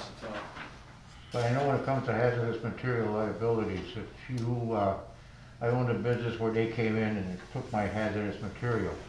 The truck had 5 other people on that truck. That truck got into an accident between here and Tennessee. All 5 of us were responsible for the cleanup of that truck. Liability. So that's the same thing here. Chain of custody. Joint custody, when you play the game. You ride the rail, whichever. So again, we 100% get your concerns. I apologize to get worked up about it, but again, we've got a lot of time and money invested in this thing, and we want to see it through, but Last thing we wanna see is for you or our neighbors to get burnt. right. You know, if we do this right, we'll get it done and move forward.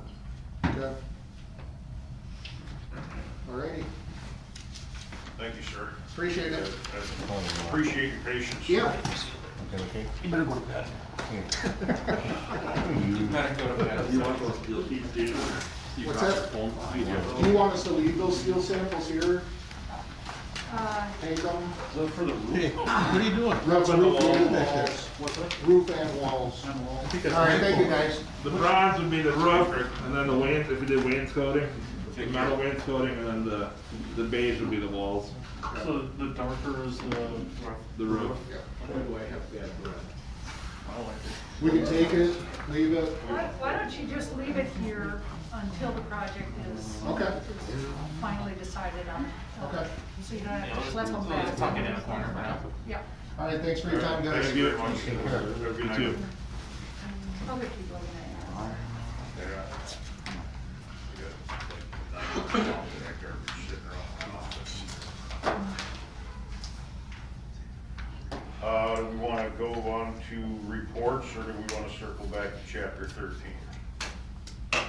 They all gotta get Either done. way, we're all tied up here for what, well, we could do the fire inspector's report, Cut him loose. let you go. No, you don't have to look at that. He loves spending the Well, night. that's Maybe we for could this. do the reports, and, cause I walk right to Steve for my report, and then he Yeah. can go. Okay, Go ahead, do it. It looks like he's All having right. a great time. Get on it. fire inspector's He's making a report, list of Bill. all the things he's gonna get me to do. Always this long? Okay, as fire inspections go on this last year, in 2020, we only got 1/3 of them done. Because of the COVID virus and so forth and everything else, and whatever and everything. Other than that, everything is really good out there, really, to be honest with you, everything is taken care of. And we're continuing, doing the inspections as the year goes on, and we're not stopping doing it. So, I didn't catch that. How many did you say you got done in 2020? A third. About 1/3, About a third of it? Okay. yeah. How many total? 215, 215 total, like available to do, or yeah. you normally? Well, we did a lot of walk arounds, we did a lot of ride arounds and look at and so forth and everything else beside that, but to get in and to, look in these buildings, and it's really careful to be in there. And I didn't care to go in there neither because, again, I got COVID in June of this year, or last year, so then I had to deal with that, and so I didn't wanna get too much involved with people for a while there. Understood. But anyway, that's it, that's all I really got. Thank you very much. Thank you. Have you issued out any burn permits yet? Not that I know of, Kelly. You reported to me today that Extreme Exteriors was burning on their property. I'm just saying, I didn't see it, I didn't go look. I, They got a perpetual one. No, well, those Does he permits have- are good for a year, but are they good for a calendar year or a year from date of issuance? date from date of issue, I thought. Yeah, I thought so too. I was gonna say they should be covered. Last meeting, I asked you that question, you said it was calendar year. Oh, okay. Well, I'm just saying, there's people that text me every time that they light up over there, so I just, I love. I can show you the text. All right, that's okay. Thanks. I'll tell, I gotta see him tomorrow anyway, so. sorry I have to bring it up. That's not a problem, I don't mind, it's your job. I forgot, I skipped over Mary. Planners report, Mary? Yeah, Hastings is the only one I had listed on there. The only update I can tell you is that, Design to Mark Hertzfeld contacted me, right before New Year's, between Christmas and New Year's, to talk about, schedules for the upcoming meetings. I asked him if we should be expecting something, and he said they asked him to put a schedule together, so that's all I know. Good. Yeah, I reached out to Dan and left him a message, but hadn't heard back. okay, That's promising. I'll try him Putting again. your schedule together. yeah, might just be an engineer on his work, yeah. It's hard to say, but I'm impressed on him that we're super excited to get going with that. Very good, thank you. No building inspectors report. Engineers report, Naomi? Great, I'm gonna introduce, this is my boss, coworker, Greg Governatore. He is the branch manager in Burlington. He's been with Kapor for 20 years, roughly. Nice to meet you all. Hi, Greg. Nice. He is accompanying me today. He is, also worked with Greg Calhoun, who was here before me. And, we do a lot of coordination, communication. And he was, got to meet Mr. Khan this week. So I wanted to give you an update. I'll give you the good news first. We have a meeting set up, to discuss the Douglas Court violation, new grading plan that I did receive this week for the pond. I'm looking to issue a approval. There's a couple comments that I gave today back to Cardinal Engineering.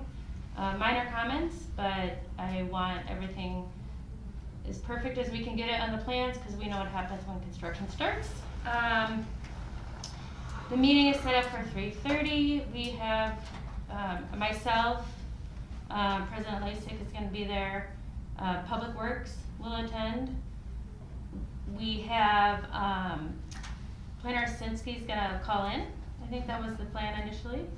And we have Paul Van Hinkelen, he's part of Cardinal Engineering, has said that he will attend. I have not gotten a confirmation from Mr. Khan himself. And Ryan Cardinal gave us a tentative, but it sounded like he had plans.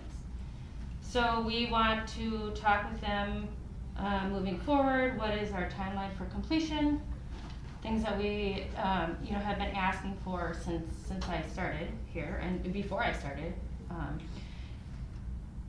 This whole meeting came about because we got a visit from Mr. Khan, came to our office, unscheduled, arrived at the administrative desk and said that he is a board member from Big Bend and he wanted to talk to the boss.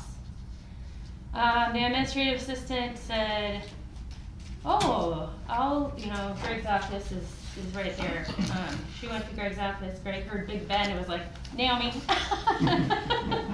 go get Naomi. So, I was summoned from my office, I came out. I had never met Mr. Khan. I talked to him over the phone. I had seen him, I think, at a meeting, but I wouldn't have recognized him. So I introduced myself. Oh yeah, Naomi. No, I don't want to talk to you, I want to talk to your boss. So Greg joined us and we went to the conference room and he said that he was there because the village had concerns on my processes and procedures that I was implementing. And he mentioned that he had a colleague that also had concerns and wanted to know if my processes and procedures were normal, the normal way that Kapor does business. He then referred to, he started to talk with Greg about when Greg Calhoun was there. Greg Calhoun approved ditches. I came in, I didn't like the ditches, so I made him redo it. Is that how we do business? His other complaint, or concern, I guess, was that he was charged construction management for construction of the ditches. And restoration of the ditch work, which, is that normal, he asked. Greg talked with him and said, Well, it's not normal. We don't typically do construction management on ditches, but we will perform those services if our client requests us to. So I explained to Mr. Khan that that was something that was discussed here at Planning Commission, that we had talked about the violation, we had talked about no communication, we didn't know what was gonna happen, we were getting towards the end of the growing season, we needed to get these ditches in. If you recall, we talked about wanting to be able to try to get closer to getting the roads accepted, which of course we didn't, and for safety reasons. And so it was discussed that we would Kapoor would perform construction management, and I didn't say this to him, but if you recall, we talked about who would pay for it, and we said the developer, it would be passed on to the developer. And as soon as I said that, he kind of, I didn't know Plan Commission talked about it. And I said, well, it wasn't an action taken, but we discussed it. And it was the takeaway was that was how we were gonna proceed. And I believe that I came back and I gave you an update on in the process, and we all know, he was not happy to receive the bill for that. So after that explanation, we started to talk about his development, and he said, Cardinal Engineering says they're waiting for you to respond.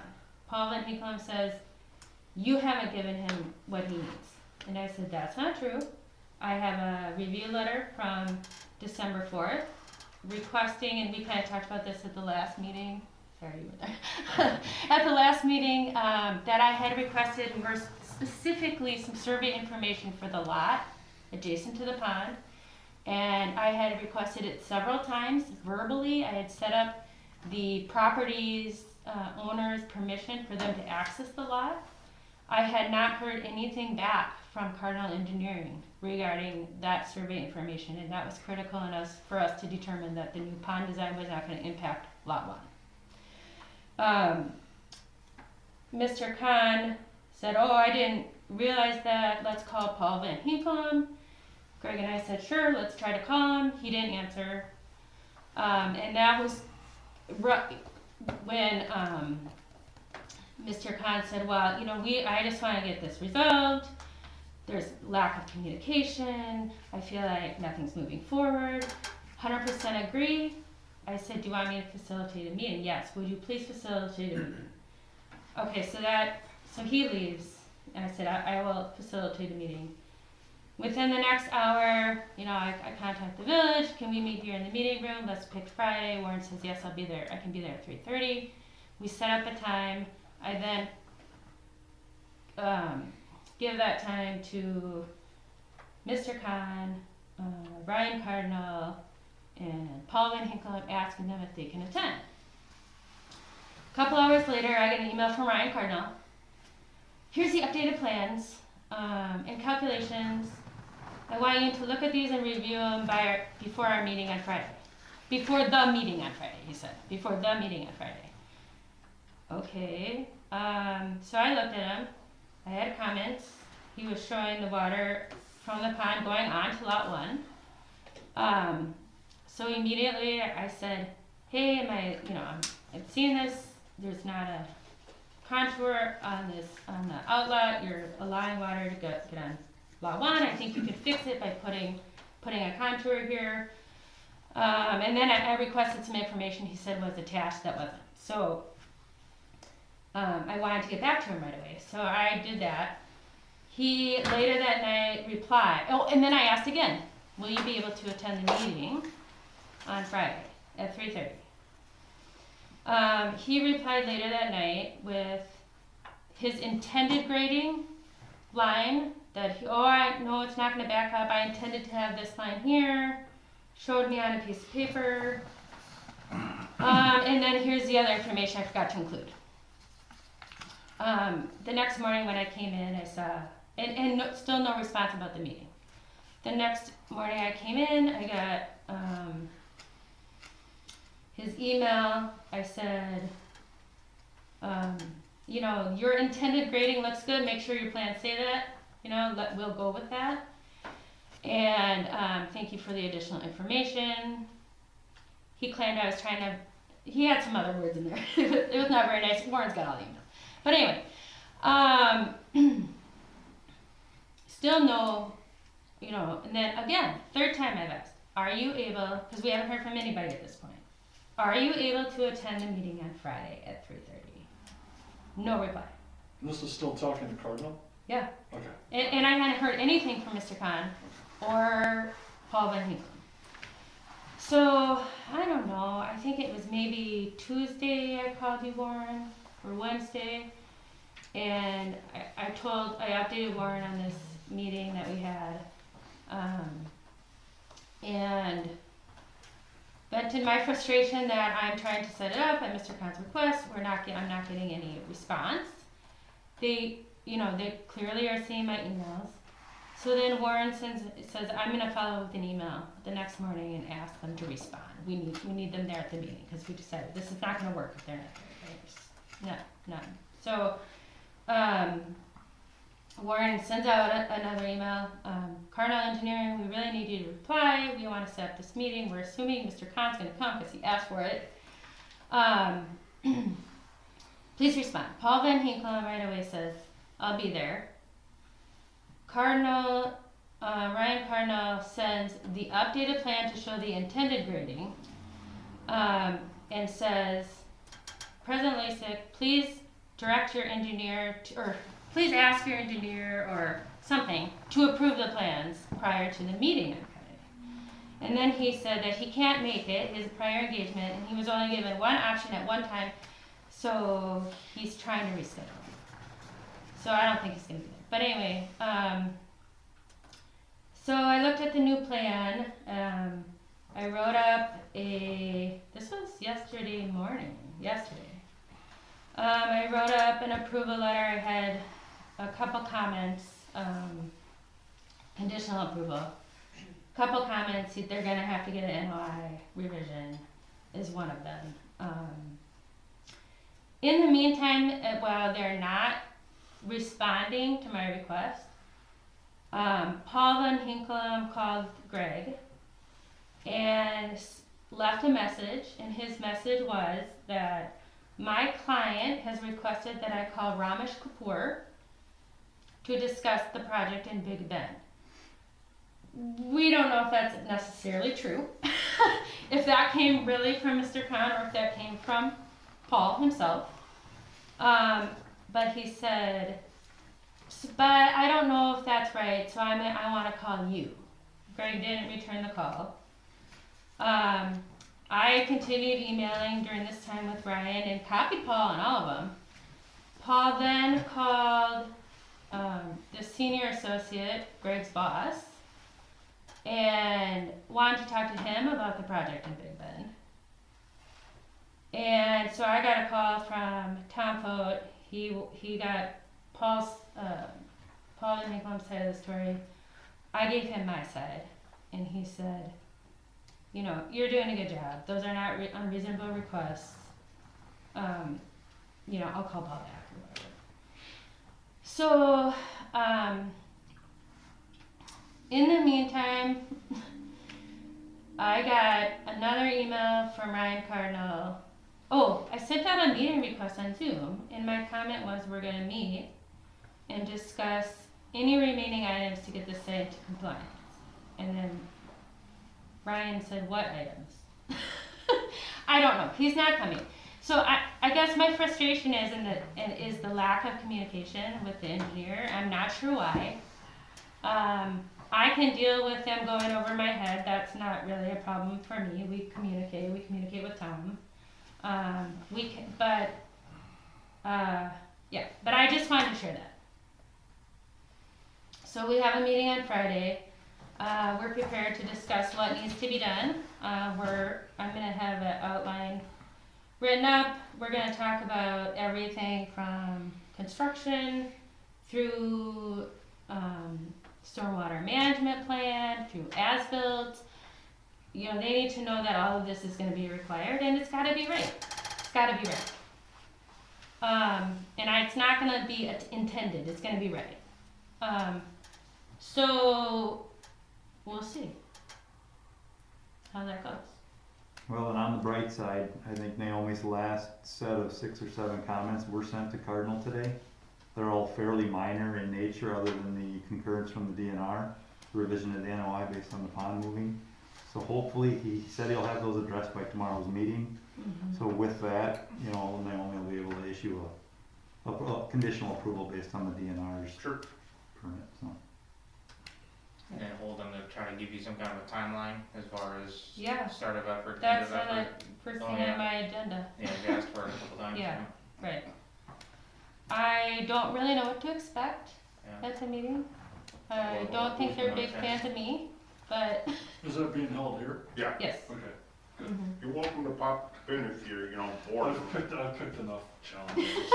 All right, I'm just saying, I mean, You gave me courage tonight, Tony. Did the guy who actually wanted you to set up the meeting ever talk to you? No, never did. Why not? Yes. Yeah. He was pretty Don't really need to say positive. the name, I know exactly what he is. He was pretty what? When he came into the office, he was a little upset. And we sat down, we talked about things, kind of the process and how we do things and what Naomi's been doing, and went through kind of the same background of the project and how we got to the point we were at. And he seemed fine when he left. We tried contacting Paul, Cardinal Engineering, during the meeting. Of course, we didn't get a hold of him, but when he left, I think he at least understood the position that we were in, trying to get this through final approval. Yeah, So. I mean, he's been going to kind of everybody in the village that is in the village, pleading his case and begging and borrowing, and I mean, he went to our other engineer, Yeah. and you saw the letter that Will typed up, I mean, it just states what the ordinance is and what he's required to do. Right. Yeah. Yeah. Somehow the All we sequencing want you to on do it- is follow the rules, there's nothing Yeah. personal, we're not trying to slow you down. I hate to ask this question, but I have to. Whenever he came into your place of business and asked to speak to your boss, was he trying to put himself into a place of position as representative of the village of Big Bend? He said, I am a board member of Big Bend and a resident. That's how he introduced himself. He never said he was a developer. I would have to throw out a word of caution that needs to be given to Mr. Khan, that he needs not to cross that thin line. That is. I would have been happy to meet with him. I've offered, we could have met here, we could have met many, many times. I've offered. Yeah, the irony is how many times you've reached out to try to open dialogue and communication, Yeah. you can't get it, and then It was a just power randomly shows move. up. It was a power move. Yeah. What his intent was, I can't guess, but it was meant to control the situation, catch me off guard, get someone in the conversation that he thought maybe could influence, I don't know. Push the approval. From Yeah. a village Push- standpoint, Mr. Schober, I Yeah. would be very concerned if he's trying to leverage his way as a developer and using his status as a board member to do that. We have to be very cautious with this. I agree. I said that to both Naomi and Will too, when he approached you. Yeah. You make him state his intent, is he a village trustee or is he a developer? Yeah. Because you can't be both at the same time. Well, It's not that situation talking to the engineer about a So development. much of conflict of interest there, it's crazy. yeah. Anyway, other than that, how's the play, Mrs. Lincoln? What else you got for us? Do I have anything I was else gonna this say, week? geez, I don't I think know. that's it, Awesome. Conwell's is under snow. I have to, that one's been on the back burner. I have to initiate a conversation that they have a little bit of work to do. It's not critical, but it's required. Something you can do right now under blanket? No. Oh, I mean, just okay. get them, Setting the stage for get spring. them thinking, I yes. gotcha. Remember, Right. we haven't forgot about, Yeah. Right. I need to initiate that. Can you think of anything else that you want to update on? I can't think of any other projects right now, sorry.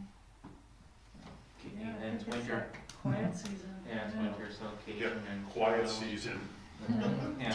As you noticed tonight, it's very I think you got 50 10:30, we emails. still gotta go through chapter 13. We're really good at Tough season. initiating new members. We're really good. Initiating quite well. So exciting.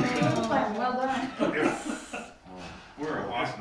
done with the engineer's report, I'm gonna suggest we take about a 5-minute break, go to the bathroom, whatever. I gotta reset the camera because it goes off in 4 minutes. Yeah, Do you guys have any I gotta questions text for- my wife and make sure she knows I'm not like I can stick run around. off somewhere. I'm not- Wait for one of your snow powers to come find us. Yeah. What we sent a letter. It's all good. No response? Warren Thursday. Kind of went into way more detail on Thank you for helping me. Yeah, no, that's good. Yeah. How much area is between those buildings? Yeah, me too. How much Yeah, room do you have between the I saw buildings? you had sent that, he wanted to look at it, and I couldn't, I didn't have it. So under got the one row. I think it was 65, Oh, between the buildings? 55. but only this way, I think. Oh, Only Hang about- on a minute. just from a fire protection standpoint.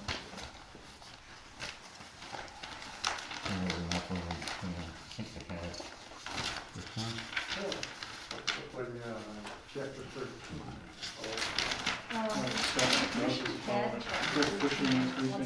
We'll find them. Oh, I haven't looked. Yeah, that's. I got it. Probably.